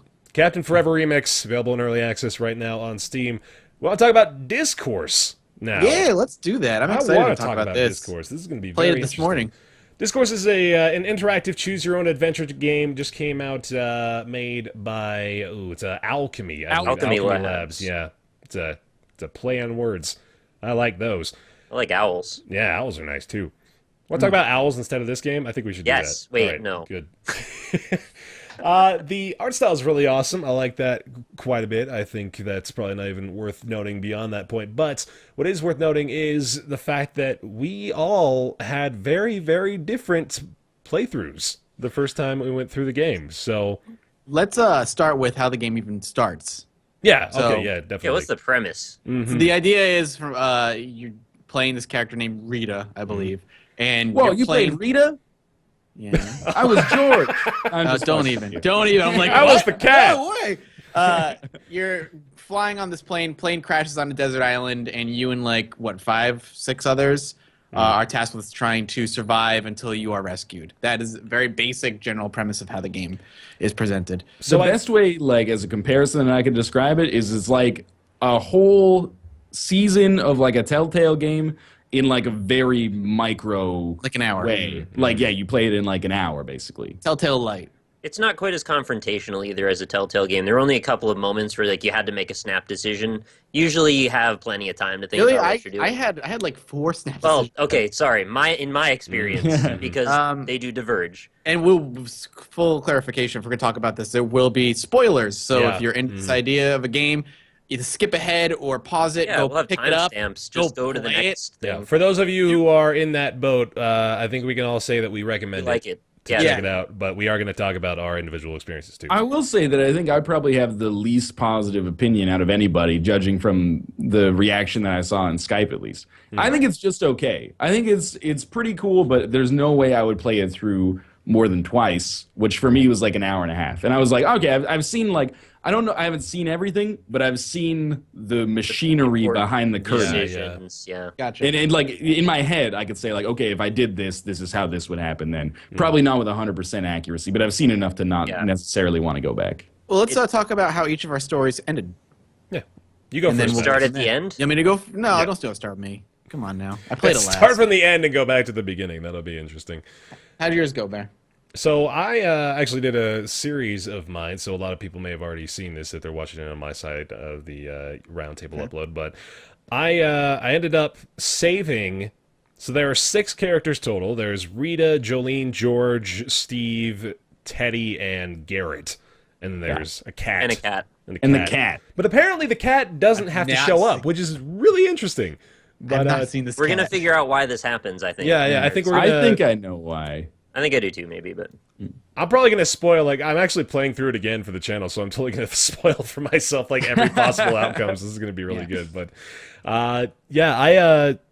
did you guys get to the part where you had to, you found the tribal village and you had to elect a leader from the remaining party members? never even heard of that. No, I did None not. of you guys got Nope. to that point. Wow, that's No that's tribal awesome. village for me. I think it depends which direction you go, because it gives you the option to go to like the other side of the island, or to go up the mountain, or Or to build whatever a the raft. third- Out or to to build a sea. raft. Yeah. Yeah. So did you guys And I all went build up a the raft then? Okay, I built Nick a went up raft, the yeah. mountain. I went up the mountain and then I built a raft. Okay. Oh. I just So you built a raft. raft to go down two the different mountain. runs. Okay. Oh, two okay, different runs. yeah, Okay, gotcha. But the first run, because that's your end game condition, right? Is like, do you want to end the game on the raft or do you want to end it on the mountain? Yeah. Basically, at least that's the Yeah. way it seems. So I also, before that, prior to accessing the tribal village, I had to go on a hallucinogenic mushroom trip. What? So you guys didn't get to experience that either. Maybe I'll play I this saw the third peyote. time. There was peyote along There's the peyote desert. And too. she was Oh like, man. she said like, "Oh, I remember in my college days, I thought about trying this, and I never did." So maybe she She takes refers some. back to her college days a lot. She really likes to reminisce. Yeah. But, She's like an art buff, but she works at a barista. Yeah. You know, I can relate. pretty stereotypical, if you ask me. Not all art majors are baristas. Dude, Garrett pissed me off a little Alchemy. bit. Go ahead. Mathas, when you reached towards the camera, I had my own little peyote trip right there. I thought your arm was like, I saw your arm reach over into Bear's Dayquil, man. screen, man. I think it was just that Bear's mic arm comes down at like the same angle your hand is. For a second, I lost my mind. Both of you are really tripping balls right now, man. I mean, like, Ryan's all doped up on antiviral stuff for his throat, and then Mathas hasn't slept for 3 days, so that's fun. 3 days. I had to get Over- blood taken this morning, so I'm a little lightheaded Wow, too, and I okay. had coffee. I didn't realize coffee was like a hallucinogenic drug. No, I but- mean after being It lightheaded, is to have now. coffee makes Did you me. have the apple juice and/or 2 chocolate chip cookies after your blood was taken? Nah, just left. Wow, This big guy's man up living in on here. the edge. Yeah. So back So- to the game. Anyway, yeah, Yes. Dyscourse. I ended up getting Garrett killed because I was incompetent. Okay. I went to the shipwreck and Oh yeah. you know, played through that whole puzzle. I failed to lower the water before allowing him to light off the fireworks to blow up the hull of the ship, and Dude, that pissed me off so much. That was real silly. There's a part where you can choose like where you should go. It's not like the first decisions in the game are like food, water, SOS signal, and then there's like a juncture, and you can choose to go like look for more food. I think it depends what you do in like the early section, or you can choose to like investigate the shipwreck where there might be more supplies. But there's like the only puzzle in the game is in there, and I was like, they're not going to make me lower the water again. Like, in my head, I was like, this guy is good. Like, you move slower during the water when it's up. So that sucks, but I was like, I'm going to try it anyway. And he exploded, and I was like, well, I lowered the water. I don't even know what the fuck you're talking about right now. swim, Yeah, man. been there. Yeah. I don't think Garrett had like the mental capacity to make that determination, especially on Garrett the fly like that. Garrett was the gamer guy? Yeah. Yeah, did you get him hurt? Did you get him to bonk his head onto anything? Yes, I did get Yep. a bonk his head. Yeah. I got He his was- belly he was- sliced open. Oh. Wow. by You mean some at the end? boars. Nah, in the early game. You get the decision to hunt the boars or stay at the camp. Yeah. I hunted him too. I was successful. I hunted the boar. I hunted the boar. I didn't hunt the Garrett boar. wasn't there. You didn't encounter a boar? A boar came to the camp, Okay, tried to yeah, take our suppose- pretzels. Yeah, it That's takes the one 2 thing. of your pretzels and then you go after it or don't. Oh yeah, I didn't go after it. Right. Yeah. So This something is the I'm- problem that I have with Dyscourse. Okay. And this is one of the reasons why I don't like it as much as I think conceptually I like it. I could have liked it, I should say. Is because I do feel that there's objectively right and wrong decisions. Admittedly, I've only played it twice. But in the early game, there's a very early fork in the road where you can be like, do we hunt the boar that stole our pretzels, or do we stay here in case more boars come to protect our existing food? I hunted the boar twice. Actually, I've played through this decision 3 times. I've hunted the boar twice, though, and every time I brought it back, the meat was diseased. Does everyone else have that Yeah. same? Yeah. Okay. Yeah. So I kind of dislike that that's an objectively bad decision. One time, I stayed back and I defended the camp, but I messed up one of the prompts, I guess, so one of our people got injured, which I guess is probably something you can do. If you have more skill, you can prevent them from getting hurt. Maybe. I don't know if skill or like any sort of skill point system exists. I think it might just be Well, all. I mean, I think like when you hunt the boar, you have to do that in like a specific order. You have to Yeah. like distract it, then stun it, then hit it. Yeah. That's like, I think there was one of those when the boars attack the camp. If you wait there, like Garrett's like, I've got like my Game Boy or something like that, and you can be like, go stay back, or you can be like, go hurt them, or something. yeah. There is a specific way you can do it to like let Teddy hit him in the head with a metal detector or something, and then you win that element. And I guess Nobody like gets injured, like if you do it Yeah. in that order. Okay. Yeah, nobody got injured for me either. I kind of dislike that there's like objectively good and Good bad, and bad. choices. But I will say I thought there was an objectively good choice. There's another part fairly early in the game when Steve is like, let's investigate the plane wreckage. Yeah. Yeah. He gets on top of the plane, it lights on fire, and then you got to tell him to jump off or stay on. 2 times I had him jump off, both times he was fine. Then I watched Kate play, and she had him jump off, and then he got struck by lightning when he jumped. Hey, really? So Yeah. I had the same situation. I told him to Oh. stay on. Oh, did And when he get struck by stayed lightning? on, it started to rain, and he was like, "Oh, thank God, I'm gonna be fine." And then he gets struck by lightning and killed. Maybe she didn't have him jump off. Well, that sucks again because like the 2 times that I had him jump off, one time he was extinguished by the rain, and one time he ran into the water and was extinguished by the water. So I think it's like objectively good to have him jump off, which for me kind of inhibits the replayability a little bit. Because the second time I went through the game, I was like, well, I have to deliberately make the wrong decisions to see different endings, Right. Like to make different things happen. I thought you were just going to tell me there were some random elements, and I was going to be so happy because then that changes the way the whole game's structured. Yeah, that would have been nice, I think. Like, that's certainly where it is different from... Well, we made the comparison to it being kind of a micro Telltale style thing. And with the Telltale games, I think they have an overall story that they want to tell with those games. So the decisions you make can alter the way things happen, but they can't really alter the main arc of the Right. story too much because obviously then it wouldn't function properly. But with Dyscourse, it's not so much and they don't necessarily want to tell a story. It's choose right or wrong and do your damnedest to save as many people as you possibly can. Yeah. So you can play through it multiple times and obviously get to an optimal strategy, and that's kind of what they want you to do, because, I mean, I only say that because there's achievements centered around getting everyone off the island together. And, yeah, I mean, if there were sort of RNG elements, if there were just, like, ways to make it more interesting, I think that would allow for further playthroughs beyond just the 2 or 3 that it likely requires to figure out what exactly you have to do. Although, to its credit, I guess it's kind of impressive that for all 4 of us, well, I assume maybe Mathas didn't get to this point of playing through it multiple times. I played it once. Okay, but That's it. well, okay, so I'll pose that question to you again. Are you interested and, like, invested enough to want to do it again? I didn't plan on playing it again a second time, but games like that, Telltale story-like games, I like to play once and be like, that's my story, and I'm done. Yeah, same with That's me. how I always I didn't do it. really want to play it again. Also, I felt kind of emotionally attached to some of the characters until the way they reacted to certain situations just seemed so insane to me. Yes. So, like, I was on the mountain, ready to climb up to the summit, and there were 2 sleeping bags, and it was me and the couple, the husband and wife. Okay, yeah. And because of the way things had played out earlier, I had not given food to her, but I had to her husband. So she put me in this situation where it's like, I don't care what you say, I'm taking a sleeping bag because you didn't feed me. So I was like, all right, I guess I'm giving you a sleeping bag, and I'm going to take the other one. I didn't realize that was going to kill her husband. So when I woke up, she was like, oh, guess my husband's dead. Do you want to eat him? I was like, what the are you serious? See, That's I tried to climb nuts. up the mountain, but because of decisions earlier, I was missing an arm, so I couldn't. You were missing an arm. You were Yeah. missing an arm. You didn't meet Yeah. the cat. How did all this shit go down? So, like, the reason I was missing an arm is because, you know when you're at camp and a storm hits? Oh, did a tree fall on you? No. So a storm hits, Okay. and basically the guy who's, like, a paranoid guy is like, we gotta go, it's a Eddie. test or whatever. I listened to him. I'm like, let's just go. Let's just get That's how outta you here. lose an arm, for sure. Yeah. Right, so we leave, that's and we find a cave. Problem is there's jaguars at the cave. Yeah. So the There were no jaguar jaguars for me. attacks.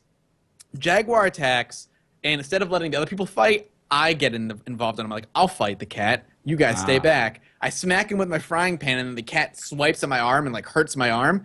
Character passes out. I wake up in the cave. They amputated my arm Oh, God. while I was asleep. Jesus. And I Holy find shit. out that the wife of the couple had gone off looking for food and ended up getting killed by jaguars while she was out there. And then I pass out again, and I wake up again. We're like, we got to get out of And this the other cave. There's arm's jaguars locked everywhere. off. So I'm one-armed. The wife died from trying to find food, and then we go back to the camp that's destroyed by the storm. And they were like, it's a good thing we left the camp because we wouldn't have survived this. So I guess leaving the camp was a good decision. That's how they kind of came off. But at the same time, I lost an arm, and I lost somebody who was hunting berries and got killed by jaguars. Wow. I like what Nick said, and I think it kind of ties into what Bear said about the Telltale stuff. I feel like, in a way, the game sort of cheats to make you care about the characters. Like, you don't care about them because they're particularly well characterized, but because they exist. Like, in I a think way, George was the only one I actually liked out of the whole group. right? Yeah, like when I had the same thing sort of, where it was like an agonizing decision. You're like, oh, who do I take with me? But then I was like, why do I really care? I don't like each one of these characters is defined by like one characteristic. Garrett is a gamer. Teddy is paranoid, potentially like schizophrenic, and like Jolene and George are married to one another, and then Yep. Steve is like Ed Norton in Fight Club, Yeah, pre yeah. Fight Club. days. Yeah. I got such So- an Eeyore vibe from Steve, actually. Yeah. That was the I only can see connection. that. He I was could so make. happy before he got struck by lightning, though. I think I would be too, honestly. No, that he would was be like, kind of a damper. because he was like, it was like he thought he was about to die from being burned. Rain comes, puts out the fire, and he's like, I have this whole new look on life. I'm so excited to keep living. And we're like, oh, he's gonna make it. And then lightning just like bam, and then X's in his eyes, and he's just dead. Like, and then the lady, the wife, was with me. She's like, well, he went out honorably, and I was like, okay. That's what bothers me, because people sometimes get down on Telltale games and say like, oh, there's like an illusion of choice because it kind of bubbles up and then all ties up at the end, so you can't really have hugely diverging stories. And in Dyscourse, you can have hugely diverging stories, but the disadvantage is that compared to something like Telltale, which can be like very deliberately written, in detail, in depth, and really characterize everybody well. Here, the moving parts are kind of very visible, and you can see how it fits together modularly. Like, I had the same thing where, like, George died in my second playthrough. He got mauled by a jaguar right in front of his wife. And then we get into the cave, and she's like, well, I guess we should try to get some sleep. And I was like, well, that might call for, like, some new dialogue. Yeah. Like, if husband was murdered in front of your eyes, don't run, standard, let's get some sleep dialogue. It was the same thing when we were on the raft, and it was me, the paranoid guy, and the gamer. And there's like a storm happened. Both of them fell off, and I'm like, which one do I pick?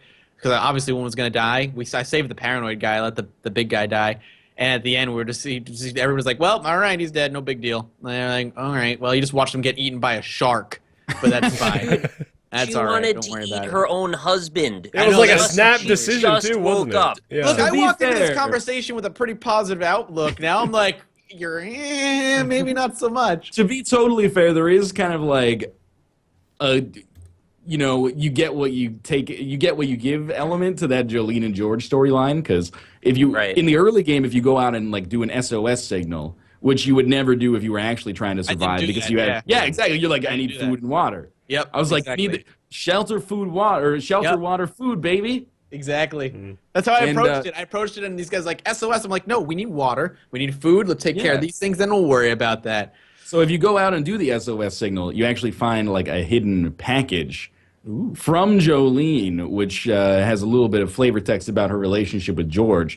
It's still, even knowing that, out of character for her to wake up and be like, let's eat my husband. It's not like she's like, George has kidnapped me, blah, blah, blah. It's like maybe they're in a loveless marriage. But still, even if you were in a loveless marriage, you woke up, you wouldn't be like, oh, sweet, like, delivery. Yeah, no, I got the one where she was like, I asked one of them when we were going to bed, why don't you sleep next to each other? And she's like, well, he snores or something. Yeah. Like, okay, well, whatever. I talked to both. I got that, and then I talked to him the next night, and he was talking about how he's always forced to travel and whatever, and he just does it because he loves her. I was like, oh, there's something going on. But it didn't really matter. I tried to choose the entire dialogue tree that instigates a separation of the two, just so I don't have to really feel so bad about it anymore. But yeah, it's got a lot of diversity to it, and every word that's spelled DI, by the way, just for the sake of being fully invested in the conversation here, spell it DY. Just there you go. Just so you know. I still think it's good. Like, likewise, I played it through twice, and the first time was because I was interested, and I also knew that we were going to be covering it. But the second time, I was like, I want to see how things diverge if you make different decisions. Right. I think that I don't normally like to approach things from this angle, but I think at the cost that it is, which is like $15 for an hour and a half, 2 hours of gameplay, is maybe a little bit of a tall order. And a small short story coming down the line.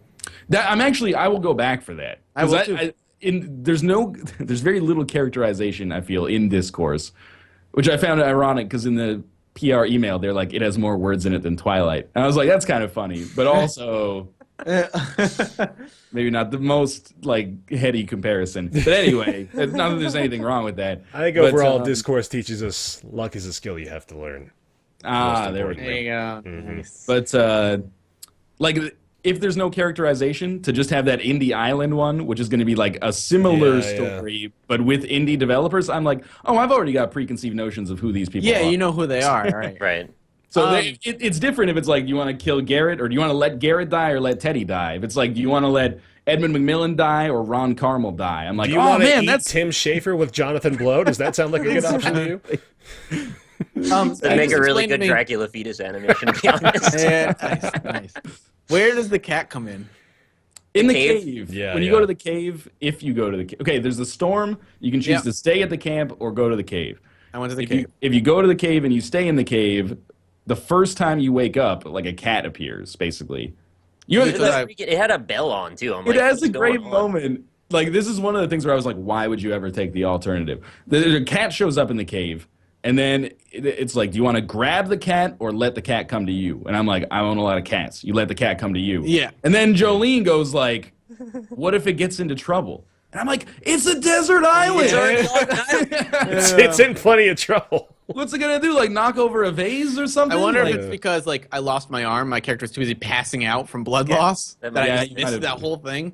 like missed the scripting on that probably. Yeah. What I did take a little bit of issue with the fact that a lot of times it felt as though, like, there were decisions that made drastic impacts. There were also things you could do that really didn't do anything at all. It felt like, for example, one that stuck out in my mind near the end of it. That was when I got to that tribal village after we had taken the hallucinogenic mushroom trip. We voted for the leader of. Yeah, I know that just all sounds like totally standard narrative, right? We voted for the leader of the tribal village, and then 60 days passed by.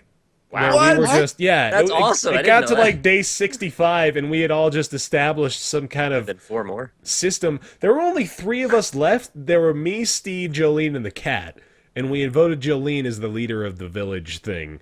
And fair. I gotta wonder if maybe we had more people, there would be some sort of uprising that could have taken place, because Steve pulled me over and he said, hey, I think Jolene's getting a little bit too full of herself being the leader of the island here. And it gets to the point where, like, shortly after that happens, a helicopter shows up, and you start to talk about, hey, the helicopter's here, let's go signal, let's go get rescued. And Jolene starts to make the argument of, no, we have a good life here, it's simple, it's great, we're all happy. And you're just like, no, it's a helicopter, we win. We did it. Yeah. And then Well, that's like, pretty cool though. That I didn't realize it actually got that divergent. Like it could last longer than 11 days but or something. I mean, like, it just, I mean, Well, that is assuming it nice. fast forward to just 65. Yeah, it's just artificial, Like, really. yeah, like, well, it I just- mean, otherwise it would be condition? terrible. I was gonna be like, Jesus. yeah. That ended up being a lose condition where she still lived, but you didn't leave, so you lose. I don't know. I didn't play through that element of it. I just okay. said, like, okay, Jolene, for real, shut the fuck up. We're going to get on the helicopter. Oh, okay. I I'm the wonder leader. if maybe that could have been a possibility if you accepted that and then, like, it just fast forwarded another 365 days. Like, I got a lot of Castaway years. vibes from it. I don't know if you guys did too. Like, you can get to a thinking point Survivor. where... Oh, yeah, Survivor too, and Lost. I mean, it Yeah, wears its Desert inspirations Island. on its sleeve, I think, for the most Yeah, part. very, but- very much so. There was a part where you're building the SOS signal with Teddy, where you can find a disc that came from the plane or something like that, and they say, let's call it Disky. And I mean, Gotcha. you don't get more Wilson-esque than that, but you know, Yeah. anyway. Yeah, lots of So different... glad it didn't make me eat the cat. I was going to be so mad at you. Like, when I saw the cat, my rationale was don't touch the cat because if it gets near us, somebody's going to want to eat it at some point, and I'm never That's- going to forgive myself for playing it. In comparison to Telltale, because I kind of had the same vibe. In comparison to Telltale, the tone is a lot lighter. Like Oh, yeah. it's people are going It's to die weird. and get mauled by jaguars, and you're gonna have to make It's- tough decisions. But everyone is kind of like, let's do our best. It's happy know? but dark at the same time, and I wasn't really sure where the tone was going to take me, so I didn't really understand what decisions to make based on that. Yeah. The That's tone what messed can me kind up. of throw you for a loop when they approach death with such, Napalm. candid demeanor of like, oh, well, fucking got eaten by a jaguar, let's eat him. Yeah, Normal. Discourse. Is there a way? Did anybody figure out at the opening encounter if there's a way to not have anybody's legs get chopped up by I don't crabs? think there is. I don't think there is. I've tried it so many times, and Yeah. if you hit the crabs with a frying pan, They just go to the other person. No, Or no, they they attract the other ones, yeah, yeah. they swarm whoever you hit, and if you scare them with the frying pan, they all go to the other side. person. So I don't know. Did anyone try to just ignore the crabs? Maybe they just go No. away. Because then, like 10 days later, I had Teddy. He's like, I could probably help if my legs weren't so torn up from those crabs you let me get eaten by. Right. Remember how Aw, much of a Teddy. piece of shit you were that day? Yeah, The exactly. freaking crabs jump over them, you idiot. That pissed me off, too. There were a lot of problems where, like, these aren't problems, but you've made them be because adventure games. yeah. There were giant-ass I'm- mutant crabs, though, man. They were like half the They were size of kind the of bodies. big, yeah. Giant It- enemy crabs. Like the first 10 seconds of the game, I was very confused because it was the Teddy is, you don't know he's crazy basically. Yeah. And he's like, But is he crazy? You're going to, there might be a Teddy ending, but There could he's be. got to stop getting his legs torn up by crabs and blowing up in rogue fireworks explosions. I only say that because like I did pursue a lot of the Teddy stuff, and they constantly gave me evidence that this was all just like set up. I don't know. Oh. And I did a Teddy run, but he blew up. No, he never died. Maybe drinking the Kool-Aid a little bit there, man. Yeah, no, yeah. I let him die in the cave with the gas vapors, which was dumb because there were so many people that could have helped me, and they were all just like, nope, we can't help you pull people out. I never had the gas vapors thing. I left for like a day, and then when I came back, Jolene was like, "Hey, did you get the food?" And I was like, nah. And Teddy died. And then she's like, oh, everybody in the cave died too. And I was like, and she's like, yeah, volcanic gas vapors or something like that. And I was like, I ate weird. them all, don't worry. mm-hmm.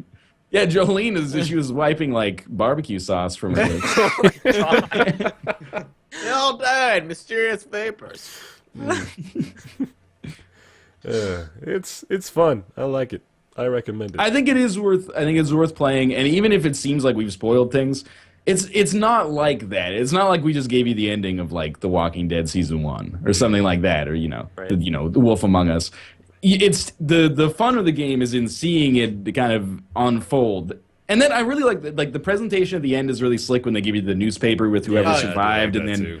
like they give you the option to like upload it directly to Steam and share it with your friends. Like that stuff is cool. Yeah. I kind of wish they had like a Telltale style stat screen at the end. Like that would actually make me more likely to play it through in the future. It'd be like, oh, 90% of people made this decision. You were in the huge minority. I mean, what's wrong with these guys? You know, one thing that would have really been interesting to me is if there was actually maybe 20 total characters and it randomly picked a group of them when you started. That'd be cool too. Yeah. Like Different This War of attributes Mine lead to style. different experiences. Was Dyscourse kickstarted?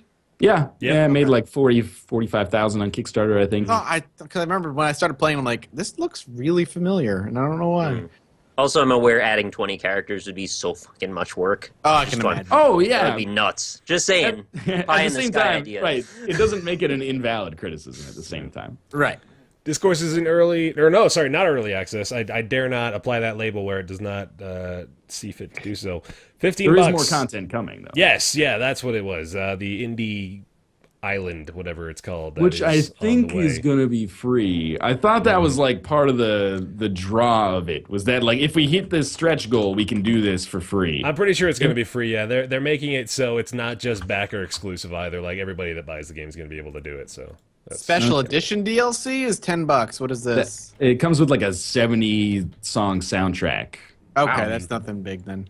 I think as in like lot it's of not songs. it's not story just locked. No, it's not more DLC as far as I know. Or I mean, it is literally DLC, but it's not more content. It's Wallpaper, music, art book. Got like it. a really long soundtrack, I think. Cool. All right, cool.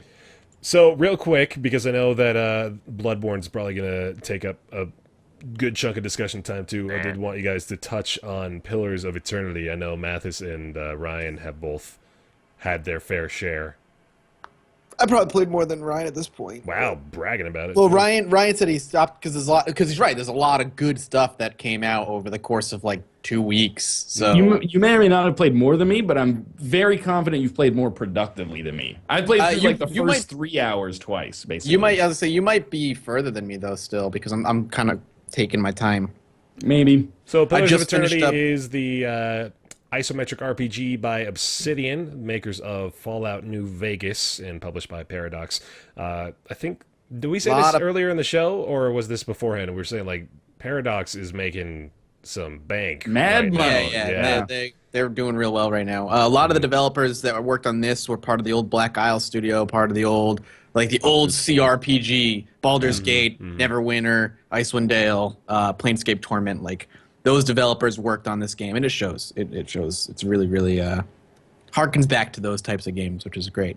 I'm going to basically say my piece and get out of the way. Because Yeah. we're coming at this from two different perspectives. We are. I am a non-classic RPG player. The only Baldur's Gate game I ever played was Baldur's Gate Dark Alliance, the like action RPG PS2 for game? PS2. It was pretty good, though. No, I never. Dark Alliance was still all right. And I didn't play Divinity last year.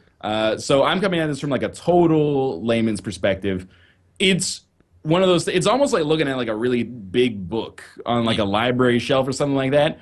And then you read like 30, 40 pages and you're like, I could really see investing like a lot of time into this and And then getting you like put it away. like a lot of rewards out of this. And like if I invested myself, I could really get a lot in return. Silmarillion.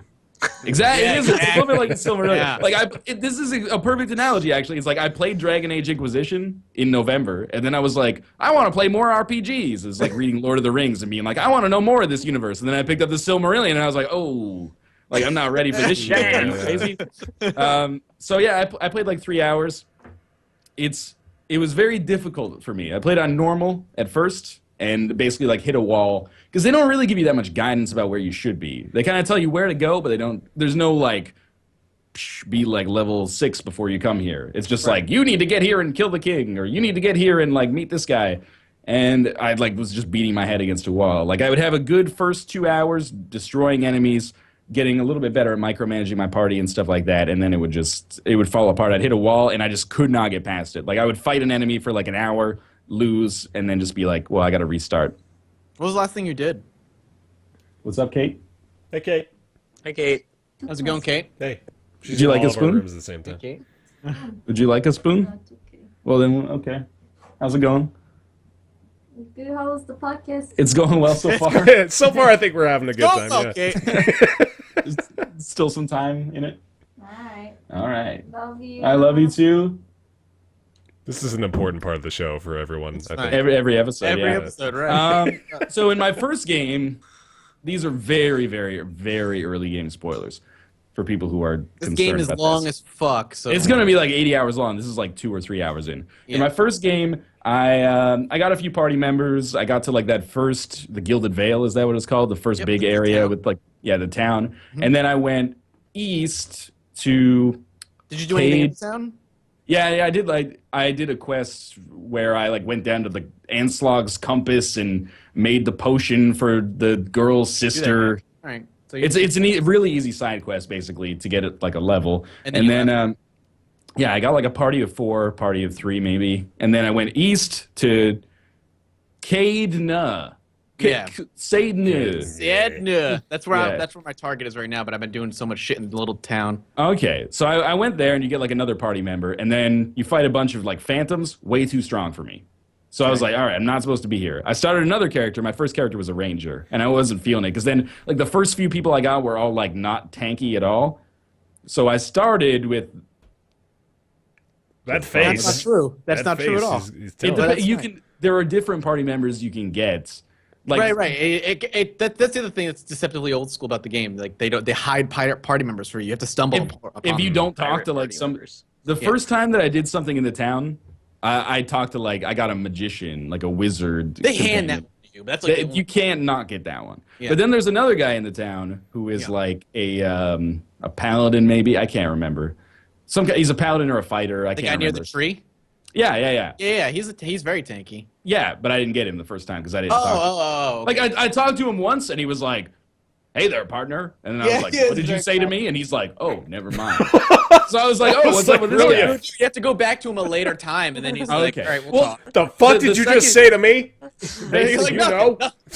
the second character I made, I did get that guy because I didn't talk to him at first. Because at first I was like, "This guy's a piece of shit. I don't want to talk to him again." And then when I walked out, he's like, "Hey, stranger, like, I hear you need help or something like that." Anyway, so I got him that time, and I made a fighter class that was tankier. And then I did like way more side questing, and then there's like the first main quest thing is like you got to kill King Raedric or whatever his name is. Yeah. So they're like, okay, go to the stronghold. At first, I went back to Caidna, and I lost to the Phantoms again on easy mode. So I was like, oh shit, I'm really not supposed to be here. And then I went to the stronghold. I got my ass kicked in the stronghold, and I was like, this game's not. It's very deliberately for Did you do a people lot that of play pausing those. at all? Did you do a lot of pausing? At I all? did. First time I played through the game or played much of the early game, I barely paused. It was a poor decision. Took advice from people. You got to be micromanaging your party every few seconds. Yeah. I was doing it, still getting my ass kicked. I don't think it's a problem with the game. I think it's a game that's clearly targeting people who have some affinity or at least enough interest in getting an affinity for the genre that they can get over what's a relatively high learning curve. I think. It is. It's a really high learning curve. It's incredibly deep. Like if anybody played Divinity, you thought if Divinity was deep. I was gonna say it sounds like the No. beginning of it is kind of Divinity-esque, where It's- it plops you down as like, go have fun. So the thing is, in Divinity, like just to kind of get an idea for those who haven't played Divinity, making a character is relatively easy. You pick a class, you don't even pick a race. You're a human, I think, automatically in Divinity. You pick a couple of spells, and you're basically done with your character. It's a 20-minute process, maybe, if you're really like taking your time. And that's for 2 characters. You make 2 characters. In Pillars, you're making 1 character. but it's like an hour process if you're being like good about it. You have to pick a race. There are 6 races. Each race has anywhere between 2 to 5 subtypes. Each of those subtypes have bonuses to certain abilities and stats. You then pick one of 11 different classes. Each class could have anywhere between 5 to 11 different decisions you have to make. If you pick a wizard, you need to pick 4 first-level spells, of which you can only fit 4 of any particular level spell in your spell book before you need a new spell book to put more spells in. So make sure your spells that you're picking are good. On top of that, you need to pick your class. After you pick your class, you need to distribute your stats. If you play Dungeons and Dragons, it's the basic 6 stats: strength, dex, con, willpower. In this game, it's it's willpower in the game. Otherwise, it's intelligence, charisma, and something else. So six of those stats you need to distribute the points they give you for that. Each one of those, depending on where you put them, will lock away certain decisions you have within the game. You'll have skill checks. So say, for instance, you find this wall and you want to climb the wall. Well, you have to have a might of 14 to climb the wall, otherwise you fail. Did you have enough might when you made your character? Do you have 14 might? Do you not have 14 might? There's a lot of character building that goes into just building your stats. And then after that, you pick your initial talents, of which are unique to depending on the class that you picked. So building a character is crazy. With the amount of things that you just described, that sounded like an endless bunch of branching paths. Do they really make an appreciable difference in the way that the game plays out? Because that sounds like it would be impossible to implement all of that. So when I played through the opening about 4 or 5 different times, because I made 4 or 5 different classes before I decided what I wanted to. Each time I played through the opening, it went differently for me. Wow. I would go through the opening, and they give you 2 partners in the beginning that are like tutorial partners. I've gone through the opening where they both survive. I've gone through the opening where they both What? There's an opening where they both make it to the Gilded Veil with you? No. Get to the past the cave tutorial. Okay. I've had it where one die within the cave tutorial, the other one dies within the cave tutorial. They both die. They abandon you. Depending on your choices that you make, will totally determine on what happens. In my most recent the most recent mission I did, I actually reloaded it because I didn't like the decisions I made, and the quest outcome was totally different because I chose different things. And certain decisions are locked away behind bars, so you need like a 15 resolve to be able to make this decision. But I don't have 15 resolve, but I have a 15 might, so I can be a brute if I want to and beat him up instead, and that will have different implications immediately and further on down the line. Say if he lives, then he escapes. It's very text heavy though. That's the thing. There's a lot of reading involved. Sunless Sea Levels? More so. Like Way more? Probably a lot. Way more so than I'm Sunless out. Sea. Yeah, it's had me for a second with the character development thing, but that That draws you in, really. That's I think that's the first threshold That's so that ambitious. I can't. It's old school. Yeah. It's super old school. And I love it for that because I grew up on that stuff. I've been playing Dungeons & Dragons for like over 10, 11 years. I grew up playing Baldur's Gate and all these things. So this kind of text-based RPG is something I'm used to, and I think that's where the barrier is going to be, right? Divinity is for the people who want to experience a CRPG but don't want to deal with the bullshit that came before it. Like what made Divinity is like the That's more gateway CRPG for people. Right. If you want to play a CRPG but you don't want to deal with the stuff that existed 10 years ago, you play Divinity. But if you are craving that depth, then you play Pillars, because Pillars, on top of having all this decision, they've built this world from the ground up with thousands of years of history that is in the game for you to read. I've already spent like an hour and a half just reading books that I found, learning about the world, why these empires exist, why they've broken away, why this particular little town that we're in, Gilded Vale, is the way it is. Did you even read about the God War that happened there and why they're independent? No. Ryan? Yeah, see, like Surprise. Yeah, like there's so much. There's a reason like the town is so angry and like they're killing everybody and like Hollowborns and all this stuff.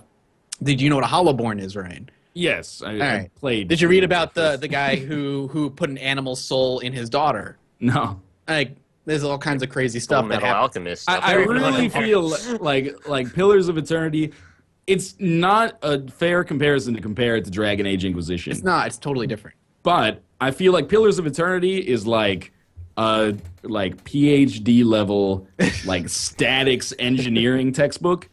And what I need was something that bridged the gap between statics engineering for dummies, which is what Dragon Age Inquisition was, and then statics engineering for geniuses. I Or should Divinity. have played Divinity in the interim period, because Pillars, right? The way I feel about Pillars is the same way I felt about Crusader Kings 2 when I first started playing it, which was like, I don't know what I'm doing, but I hear the stories of how awesome this game is, and I believe that they exist. I just need to get there. And it took like 80 hours to get there. And I was like, I don't know if without guidance I can get those 80 hours out of Pillars first. Or it's probably less for Pillars, maybe like 30 hours before I have like some solid footing underneath me. I don't know if I'm going to get it, which is not saying the game is bad at all. It's more like this is great, but like completely inaccessible to me. But you're right. It's really hard, too. It's incredibly difficult. I mean, if you're not used to these tactical battles, you're going to get your ass whooped over and over and over again. In the review guide, they're like, okay, so easy is normal. You should play on easy. You should only play on normal if you have like experience. Right. And then there's like super hard. And I was like, okay, but like, where's easy? If easy is normal, what does someone who should be playing on easy play at? There's infant Like, you play baby mode Divinity. where you just let the game play itself. Exactly. I need like the casual mode where like the enemies just don't do damage to you. Yeah. Like I Call need it that Luigi. for like. Because Exactly, in the Luigi game, will there's save you. in Pillars of Eternity, there's friendly fire, and you can't turn that off. Man, then that's the thing that gets me is people are like, you probably have your it's pretty easy. Just micromanage your party. And I'm like, okay, so I'm going to put my wizard at the front because all of his shit has friendly fire with it. Terrible idea. And then I put the wizard at the front, he gets his ass kicked. Then I put the wizard at the back, and I'm like, flame cone! And he lights, like, all of the fighters in front of him on fire. And I'm like, ah. So I'm like, so instead I have, like, this weird party setup where I'd have, like, 3 fighters, and then I'd micro my wizard and, like, run him around to the other side of the fight. And, yeah, he'd be like, flame cone! And then they would all swarm I really like him. when you say flame. I love it. I just then imagine that's how you think I sound when I'm playing Dungeons and Dragons. I don't think it's badly Or when I designed. lost. Or when I lost. Fireball. Yeah. Yeah, for the new player, it is hard to understand. For me, it's hard to understand. I shouldn't speak for all new players. I do think it's one of those things where if you are looking to get into CRPGs, I don't think it did for me what I needed it to do, which is hold my hand. I don't And think it, this is what that's supposed to be either. I mean, I think it's definitely set in its laurels of people funded this to be the masochistic, like, unforgiving experience that people that are used to Right. these sort of games want. They And wouldn't coming have from put up so much friction if not for that. Like, they obviously embrace that very specific demographic because, you mentioned all the reading and the difficulty. Those are huge walls that would drive a lot of people away. It is. I mean, at Paradox Con, me, Quill, and Arumba were in the group together, and when we got to the Pillars thing, it was just like an hour of us just asking them like little nitpicky questions about damage reduction and percentile damages and all the stuff that we grew up with. But at the same time, it's hard for you, and coming from somebody who grew up with these games, I see something a little different where it's not as hard as Baldur's Gate. The game has a lot of leeway to let you do what you want to do. There were a lot of times in the old games like Fallout 1 and 2 where you could get locked in a point in the game where you could not progress because you leveled up your character incorrectly. They don't allow that to happen in this. There's a lot more leeway for you to be who you want to be, and that's something I'm having a really good time with too, where I'm playing this character that I want to play, who is this stoic badass paladin who will do everything but kill you, and I can do that, and the game doesn't punish me for that. I like to Whereas- imagine that the people that funded this probably weren't investing in it with the idea of I really hope that they put in those elements that literally prevent me from progressing. Yeah, That was no, my favorite part exactly. of Baldur's Gate. But that happened. Like, that happened in the old school days where if you didn't have the right stats and you got 3/4 of the way through the game and you came, I think a good example that they used in an article I read recently, which is if you came up to this door that you couldn't pick, you didn't have the mental prowess to pick the lock or the strength to break down the door, you were fucked because you needed to get through that door to progress the game. And that was the end, done.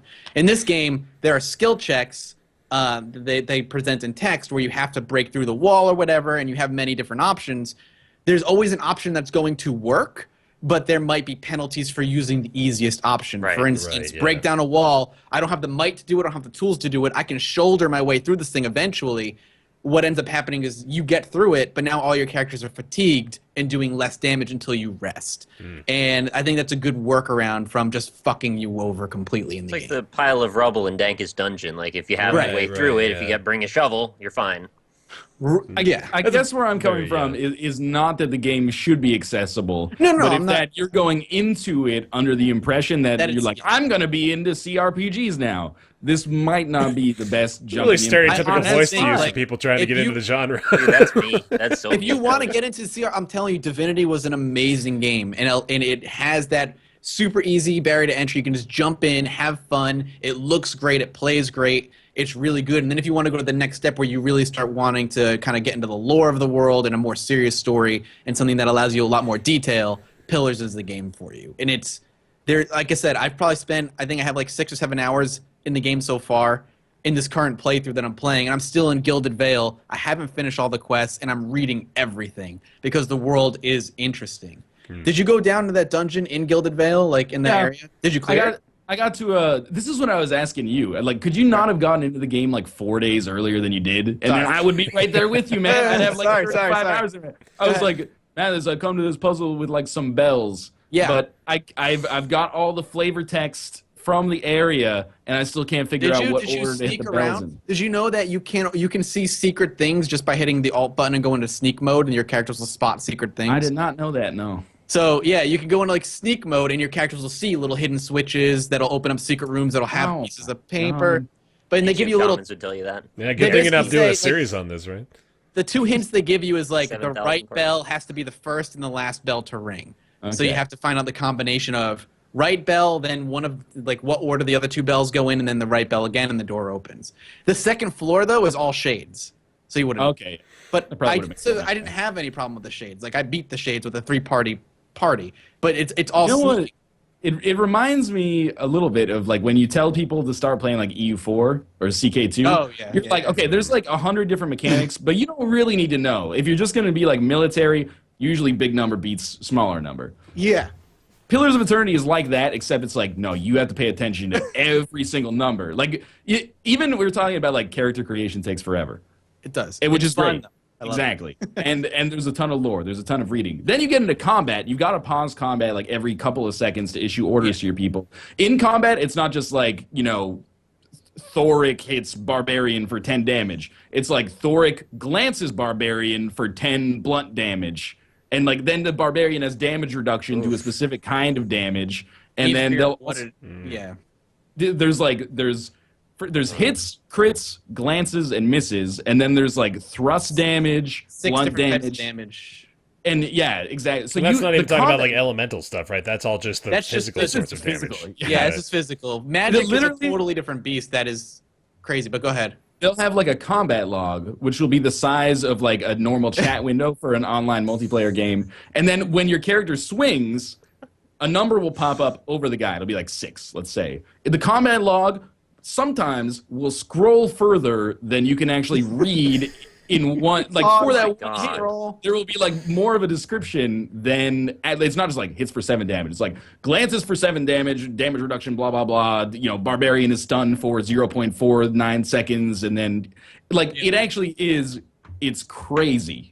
You can't hide the like auxiliary damage stat stuff and just get to like the most important. I think you could ignore the combat log or even hide the combat log, but then if you run into problems, you're going to be like, what am I doing wrong?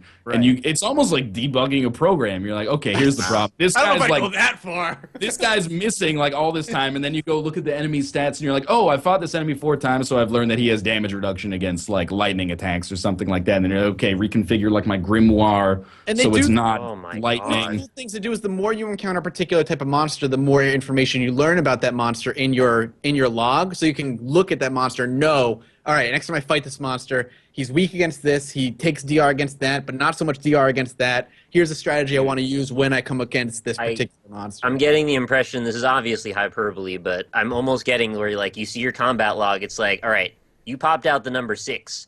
The rest of tonight is going to be me figuring out how much damage I did, and tomorrow I will do another attack. I mean, I don't want to. I can You're like sit playing here- an overseas chess game by mail, right? That's what I'm getting the impression of. I know it's not really that, but it's just No, that's no, what yeah, my yeah. head. Obviously. honestly. It's Furious. and I could sit here and talk about it all day. And like again, like Ryan said, like physical damage is totally different than magic, and magic is its own system completely that you kind of have to just. It's not hard to learn, but you have to understand. There's like spells you can use per encounter and per rest, and then you have to really like strategize. And if you suffer from too good to use syndrome too often, you never want to use your good spells because you won't have them until the next time you rest. So you kind of have to pick the good times to use them. And if you fuck up, like I did once where I had this beam of fire that was shooting from my guy's hand, I didn't realize it hit everything in its path. So I had basically come to this choke point where I was feeding the enemies into this choke point. I had my 2 warriors sitting at the doorway fighting the monsters as they came. And I had my wizard in the back, and I just did this beam of fire right through the door, and it just set my 2 dudes right on fire. And it was a long beam. It wasn't like the burst cone. It was just a ray, but the ray lasted like 3, 4, Flame 5 cone. seconds. And yeah, flame beam. And it's like, Missile. it killed everybody. There's permadeath as well. Like There is- sometimes your dudes will faint.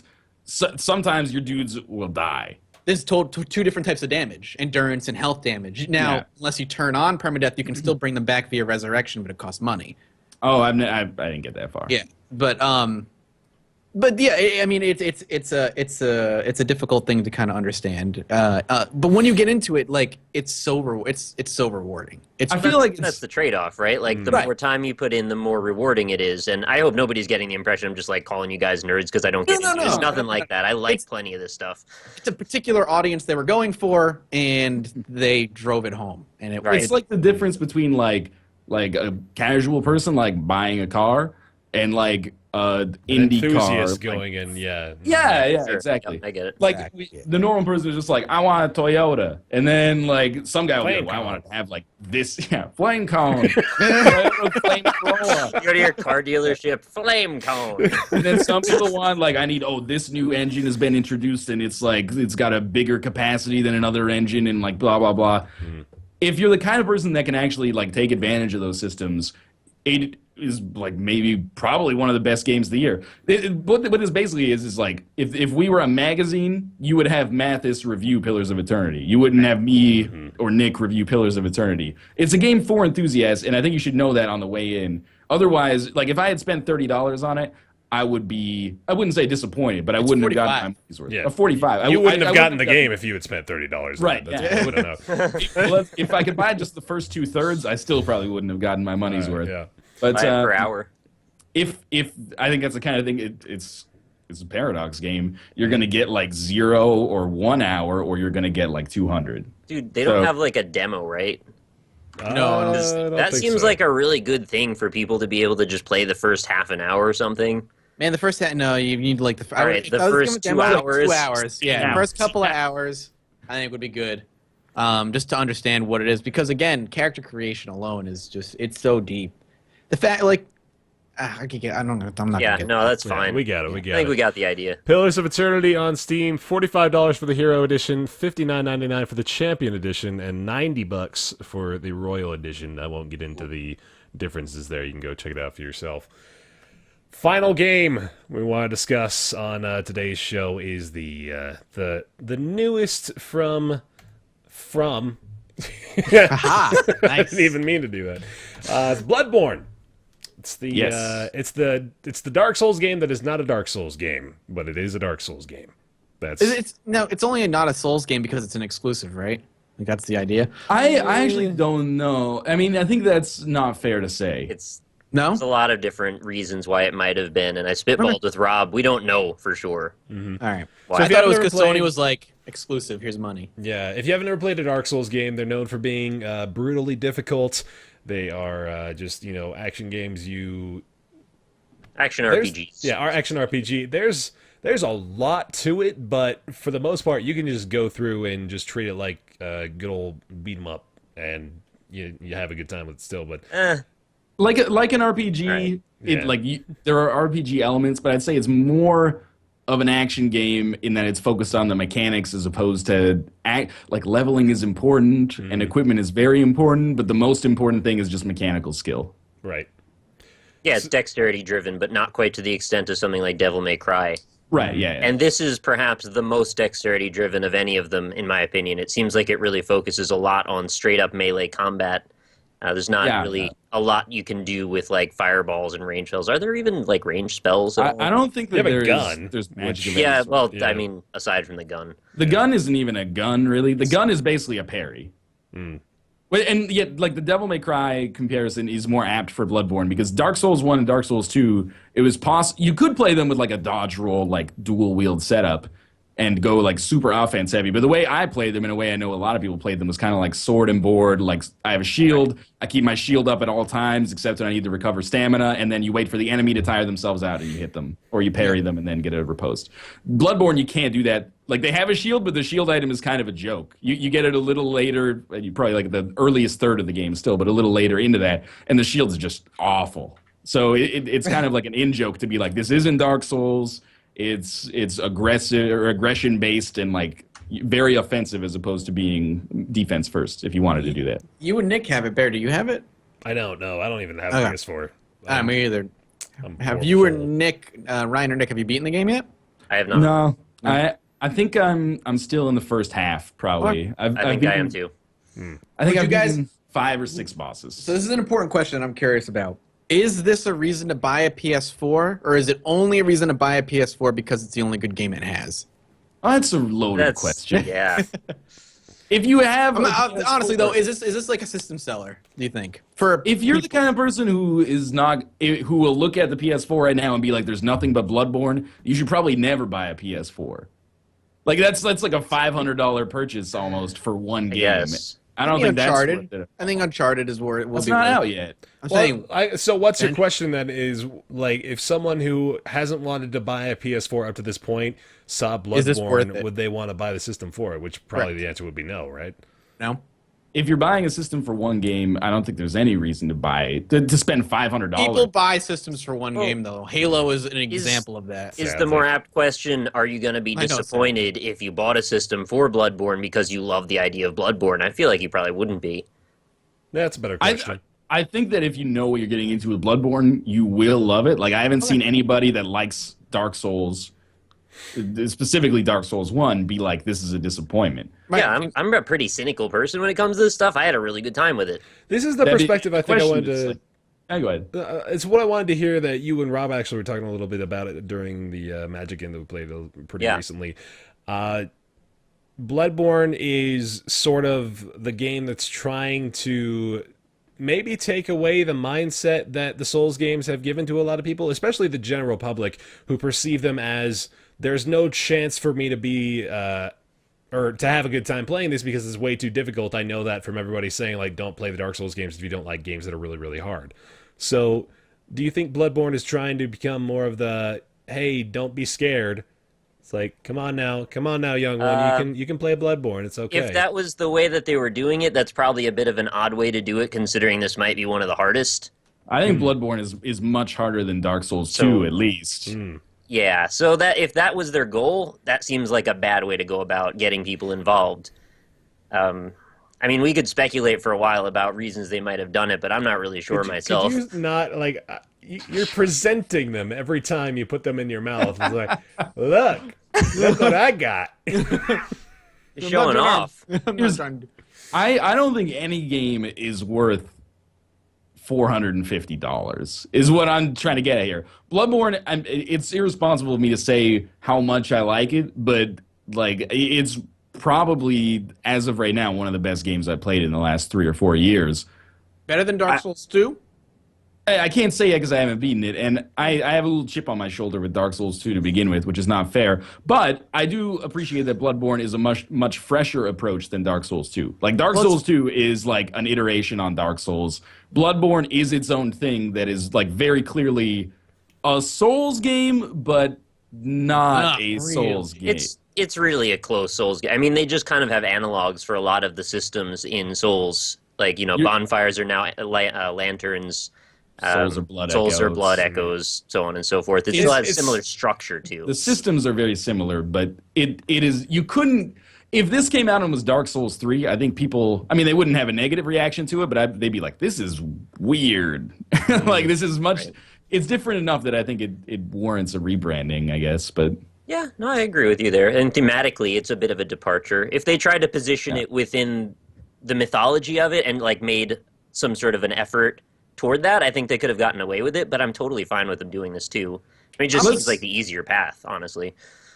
I'm assuming because Dark Souls 1 and 2 both had really hidden but deep lore, the same thing applies for Bloodborne. Like there's a hidden I won't know. Yet. I won't know until Epic Name Bro does like his videos. It seems like there has been some crazy stuff. I don't want to spoil it. This is a game that I'm actually like a little bit more protective about spoilers. Yeah, but there's been some shit that has happened to me in Bloodborne where I've been like, I need to know what's happening here. Like Really? Okay. like in this is the most minor spoiler. I'm going to tackle it in a very indirect way.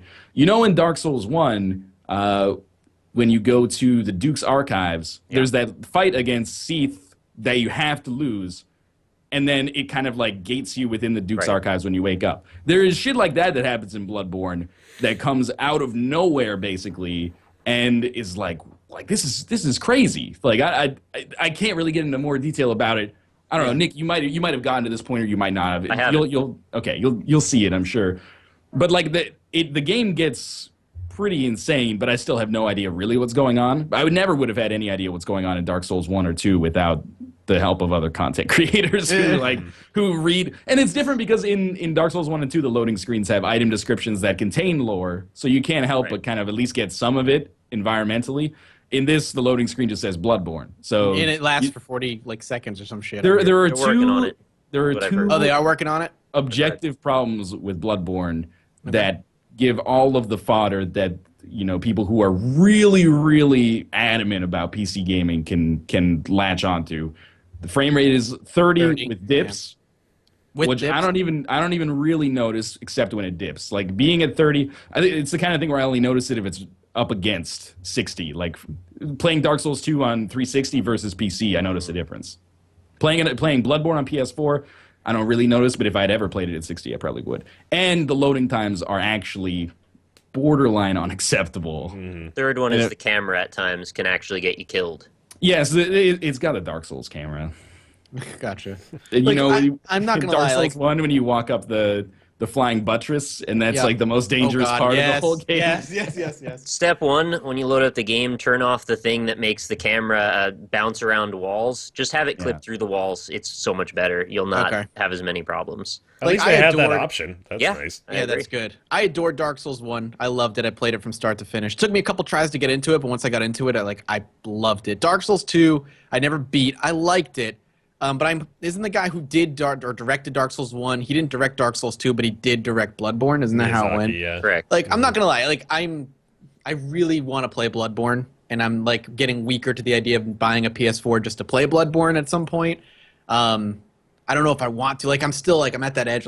I want to, but I don't know if I can justify spending the money to do it. There's not going to be other games eventually. I know I'm I gonna want take the opposite Uncharted. approach. I think if you're a PC gamer and if you're like, I'm going to buy a PS4 for Bloodborne, go for it. But if you're like, I'm hemming and hawing, you can survive just fine with just PC gaming. But Well, I'm gonna get the a catch is PS4 you're going to miss eventually. out on the console exclusives. I'm gonna get a PS4 eventually because it has the console exclusives that I'm eventually going to want, which is gonna be Uncharted, which is gonna be more Infamous. Those are the ones I want. Xbox I'll probably never touch because I don't care about Halo. Mine's a and, big Sunset. old paperweight over here right now. Dude, Master Chief, Halo Chief, I almost Halo Master Chief. Chief might have betrayed us. Did you hear? Oh. I am. Well, there was 2 different commercials, all right, man. 2 different commercials. I that was told like, 2 I different don't stories. care. Hey, don't buy Right. Halo 5. I'm going to use Yeah. this as Yeah, a freaking wait, outlet to say don't that. pre-order it. Don't Don't fucking pre-order buy it. it till you know it works. Don't pre-order it at least. I want at Yeah. the same time. I also want to stream it really badly, like Bloodborne. But That's the annoying part. is the built-in streaming on the PS4 is it good, bad, meh? It's suboptimal compared to PC, but Yeah. you don't need any extra hardware if you have a USB mic. But you'd probably rather just get a capture card and stream it on your PC. Yeah, that's. I had a lot of fun with that. Mine died. I was trying to stream it. I did 3 hours of troubleshooting, and then I bought another one. It was 3 hours to set that one up. But Oh, God. now I'm good. I can stream console it games works again. now. The long and the short of it is that we can't really talk that much about. I feel like Bloodborne is one of those games that it's best to talk about as almost like a postmortem. Yeah. When like Yeah. everybody has finished it, because And until all the then secrets there's have been divulged. there's so much ambiguous stuff and so much nebulous stuff. But I'm having a great time with it. I'm deliberately kind of parceling it into smaller chunks for myself to play as opposed to mainlining the whole thing. Yeah. I don't know, man. That's a personal preference. I've seen that there's people who's like 100% of the game already on stream. I'm like, that's fine. A bunch of people have. There's nothing wrong with that, but I want to like. Well, you're taking a different approach as well. You're not doing a series on it. You're not streaming going it. to if I Are can you? Okay. have like a freaking 2-day period where I can rest my voice and recover from this illness. But Sorry. yeah, Well, what can you do? the PS4 thing is like it's almost like a tautology. I feel like I play my PS4 a lot because I own a PS4. I just wish it was coming to PC. I want. Well, there's a little bit of dishonesty in that argument because What do you mean? I've seen so much like exclusivity is the cancer that's killing the video game industry. I've seen that rhetoric so much about Bloodborne, but when there's a game that's exclusive to PC, it's just business as usual. And I'm not trying to support exclusivity in the industry at all. I'm just saying I only really see it when there's a game that's not coming to I don't PC. support exclusivity at all. I don't want exclusivity. Period. But I I think you understand. just meant both. I just mean I don't think it should be, and then it's not really a double standard, but like I've seen, it's because Bloodborne is such a huge game, and the previous Souls games eventually made it to PC. Yeah, that this one's definitely not. almost certainly not. Yeah, It's like going to if be like a Demon's Demon Souls hasn't made it to PC yet, then I'm assuming Demon's Bloodborne. Souls, yeah. Anyway, like I take issue with the rhetoric that it's like, you know, if Rebirth was PC exclusive, people just would have been just like, I don't see a problem with that. But because Bloodborne is PS4 exclusive, there's a lot of people who are up in arms about it. And it would be better if everything was not exclusive, but at the same time, it's like the YouTube and Twitch thing that we were talking about. It's a way that companies can actually be competitive with one another and like create differences between them. You know, it's business. I would rather play Bloodborne on PC for sure. If they can make a 60 FPS PC version Yeah, of Bloodborne, that's what it's about. and the That's what it's for me. connectivity actually worked. And then, I mean, that's my argument is a little dishonest as well. It would be better on PC. That's Like, just true. Like that's I That's know not people the argue, but version like of it. it's just It would be better different. hardware. Yeah. That's and if they didn't port it over with 60 frames a second, the next day there'd be a mod that allowed 60 frames a Exactly. second. So And the online still does not work for me. Really? Yeah. Man. I don't know if that's just my region or whatever.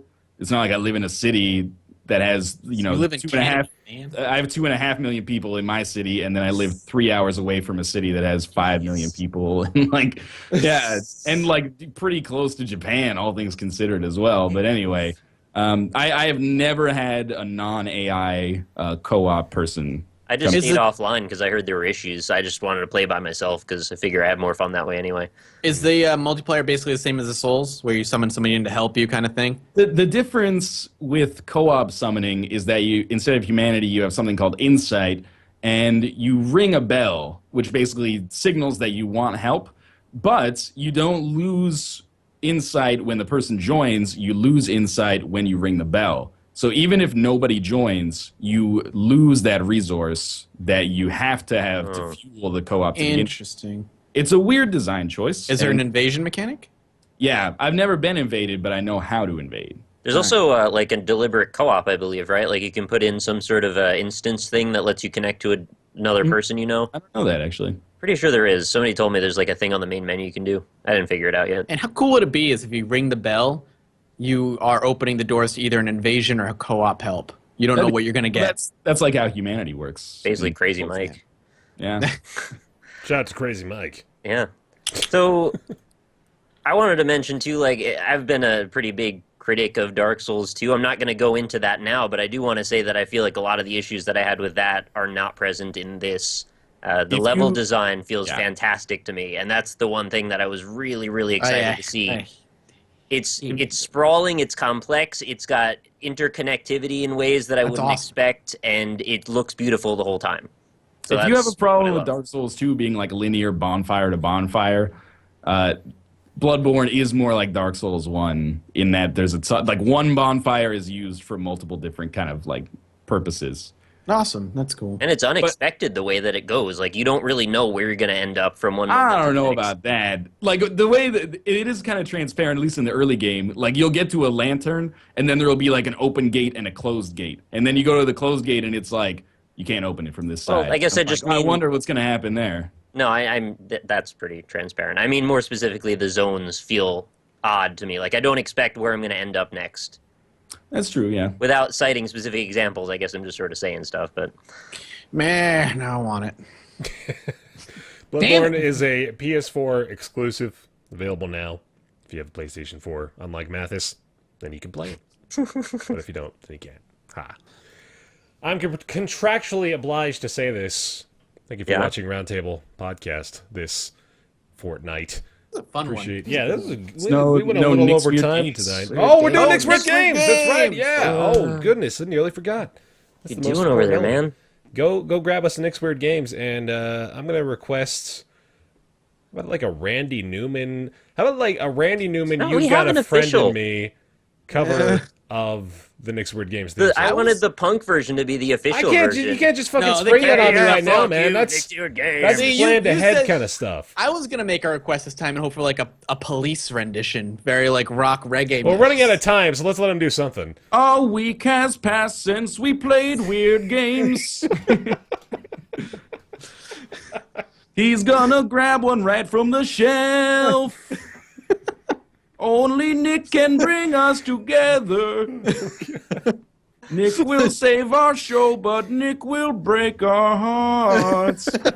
Thank you. Bringing a weird game to the show. He's bringing a weird game to the show. All right. That was fun. That was Yeah, I beautiful. love the police. Oh, Honestly, I think that the transition is more important than the game at this It is. point. But all right, I've got another weird game for you today. It is going to be another PS2 game. I'm very curious to know if you guys, any of you, are familiar with this or have even heard of it before. It was published by Atlas. This is called Baroque. Seen it, don't know what it does. Baroque. Don't know what it does. I don't know what it does. Fuck you. What happened? All right, so Mathas, if you were to look at this title, take a guess at what it does. God, it's Atlas, so it could do anything. It's Atlas. My guess would be some sort of weird beat 'em up. With Not entirely off. With the bizarre like range mechanic that has to do with him throwing his ball around. No, what I he got. doesn't throw his ball around to the best of my ability. So I haven't played this in a few years, but I do have some experience with it. This is an action RPG, almost kind of roguelike, actually, in this case, where you're going to explore a tower that is somewhat procedurally generated, and every time you get through it, you're going to try and save an item for your next run, because when you die, all your stuff's reset. It unlocks Rogue new Legacy. NPCs. Yo, Yeah. you guys want What? to freak out? What? What's up? You know who developed Baroque? Oh God. You? Sting. No way. What? Sting Entertainment. No way. Yes. Perfect That's musical fucking intro weird, for man. that. That's awesome. Wow. That's so cool. They didn't know what I was going to pull. God You damn, didn't do that on Sting. purpose, though.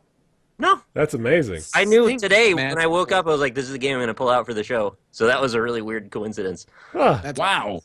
Swear to God, we didn't plan that. It's like Ryan called. What we do is we do the podcast first before we actually do the podcast. Oh, yeah. That's right. We like to block out 6 hours of our day to do this show. Yeah, right. I mean, if Go we through talk the- about more Paradox games, we're We going to do, work we it out. do Yeah, a yeah. read through, we do a rehearsal, and then we record. So, I never seen Baroque back in GameStop when I worked there. I never knew That's- what it was. well, that's where I got it. And I want to read the back here. So, death is not the end. Dark, challenging, and wholly immersive, Baroque is a hardcore dungeon-crawling RPG experience. A cataclysm has destroyed the empires of man, and it falls to you to fight your way down through the levels of the Neuro Tower. In search of absolution, you will find death in the depths, yet learn the death is not the end of the story. In this twisted world of Baroque, it is only the beginning. Is there just one guy who writes every RPG description? Yeah. I hope so. Everything Rich. is like you're descending into the, and then there's square Game brackets, of thing. catacombs, dungeons. There's like the fucking Don ruins. LaFontaine of back of the box descriptions. He's For everywhere. example, perhaps let me just randomly go look up the description of Darkest Dungeon on Steam, and we'll just see how many. See how it compares. See how it compares. There's here. a word pool that they pull from, and that's pretty much the entirety. It's the of it. manatees with the idea balls. Oh yeah. Recruit, train, and lead a team of heroes through twisted forests, forgotten warrens, ruined crypts, and beyond. You'll battle unimaginable foes, stress, famine, disease, and the ever-encroaching dark. I have no idea Pit why the it heroes happened. against an array of fearsome monsters. But like all of a sudden, your lips are entirely desynced from your voice, so it looks like a Japanese dub is happening while you're reading that description for me just now. Oh man, The #1 review of Darkest Dungeon is negative. Oh, What? that's a little surprising, actually. whoa! To- All right, hold on. Everyone straight up just desynced. Very surprised. Why in the world did we just desync? I'm glad this is happening near the end at least. Yeah, well, everything's go ahead. desynced. Yeah. Everybody's desynced. All right. Well, anyway, that's gonna do it, I guess, for the Rogue's show pretty today. cool. You should check it out. Yeah. Don't do that. Don't do that. That freaks me out. Thanks for watching this episode of the Roundtable Podcast. These guys, you can't even, like, I don't think they can hear me anymore, honestly, so I guess we're just going to finish off the show this way. But thank you very much for watching. We got to say a big thank you to our $5 tier and above supporters for this show. You can go to patreon.com/roundtable. Any tiny little amount helps. Like we were saying, if everybody just subscribed for $1 a channel on YouTube, ads could go away forever. So if you want to support that ideal world, check it out. Thank you very much to Max, Yes. Christopher, Casey, EP Diablo, Alexander, Jonathan, Cataby, Jeff Rush, Robert, Vaxid, Matt, Julian, Hired Help, Caspian Crawdad, Kevin, Rumble Muffin, who has been helping me out a lot. Thank you very much, Rumble Muffin. Guy. Maximilian, Smurfette, Logan Ray, Ignacio, Full Grown Gaming, Simon, Kyle, Jabonis, Christopher, Garju, Batman 9502, Kaj, Starcopper, or Rodicals, Vandervet, whose first name I still have not learned to pronounce because I am a piece of shit, Laurel, Grace, Peter, Thomas Cashman, Michael, Zachary, Unix 388, Sebastian, John Morrison, Michael, Justin, Positron, Morton, Scott, Urbane, Muskiff DP, Jesse, Chris, J. Kyle, Pittman, Fred Durst. Fred Durst has made an appearance finally in the patrons list. A Yellow Forklift, Michael, Andreas, Dolam, Will the Foe, Kyle, Suicide Printing, Zmod, Wolves at My Door, Jeremy, Eric, Dilling, Tobias, Salty Onion, Chris, Grimbo, Andrew, James Schmidt, Chris, Graham, Will, J. Lindsay, Kelpfurter, Sam, Christopher, Titan, Luke, J.H. Paul, Nathan, Rusty Hole, Chris, Constantinos, Donut Overlord, Jose, Benjamin, Jordan, Brizzlebrip, Andrew, Sebastian, Andrew, Cooper, Marvin, Luke, Ian, the Awacock, Julian, Lucas, Dudoc22, Jack, Tobias, Jackakar, Doug, Hammerschnitz, Tom, Hugh Perry, Big D Docking Dude, Joseph, and Connor. We got to find a better way of doing that. What the goddamn hell? Thank you. Thank you. Thank you. How are we not happy about that every time that happens? Oh, There's a I am big happy list of about it. amazing people. So thank you very much to all Time of is you. money, baby. That's right. Time is money, friend. Twitter.com/RoundtablePC for updates. We tweet about stuff periodically. We're also now doing the regular live stream broadcasts that is typically taking place every other Tuesday over on twitch.tv/RoundtablePodcast if you want to go follow and check that out as well. And please do us a big favor. Go rate and review the show on iTunes. Just help out drastically. Thank you very much for doing that as well. We'll be back in 2 weeks. Next show will be on the, this is going to be the 17th. 17th of April will be the next Roundtable Podcast. Thank you all for watching. And Bye. See you later. we got them all. Yeah, I was worried, but we did it. We did a it. proper show. We did it, Reddit.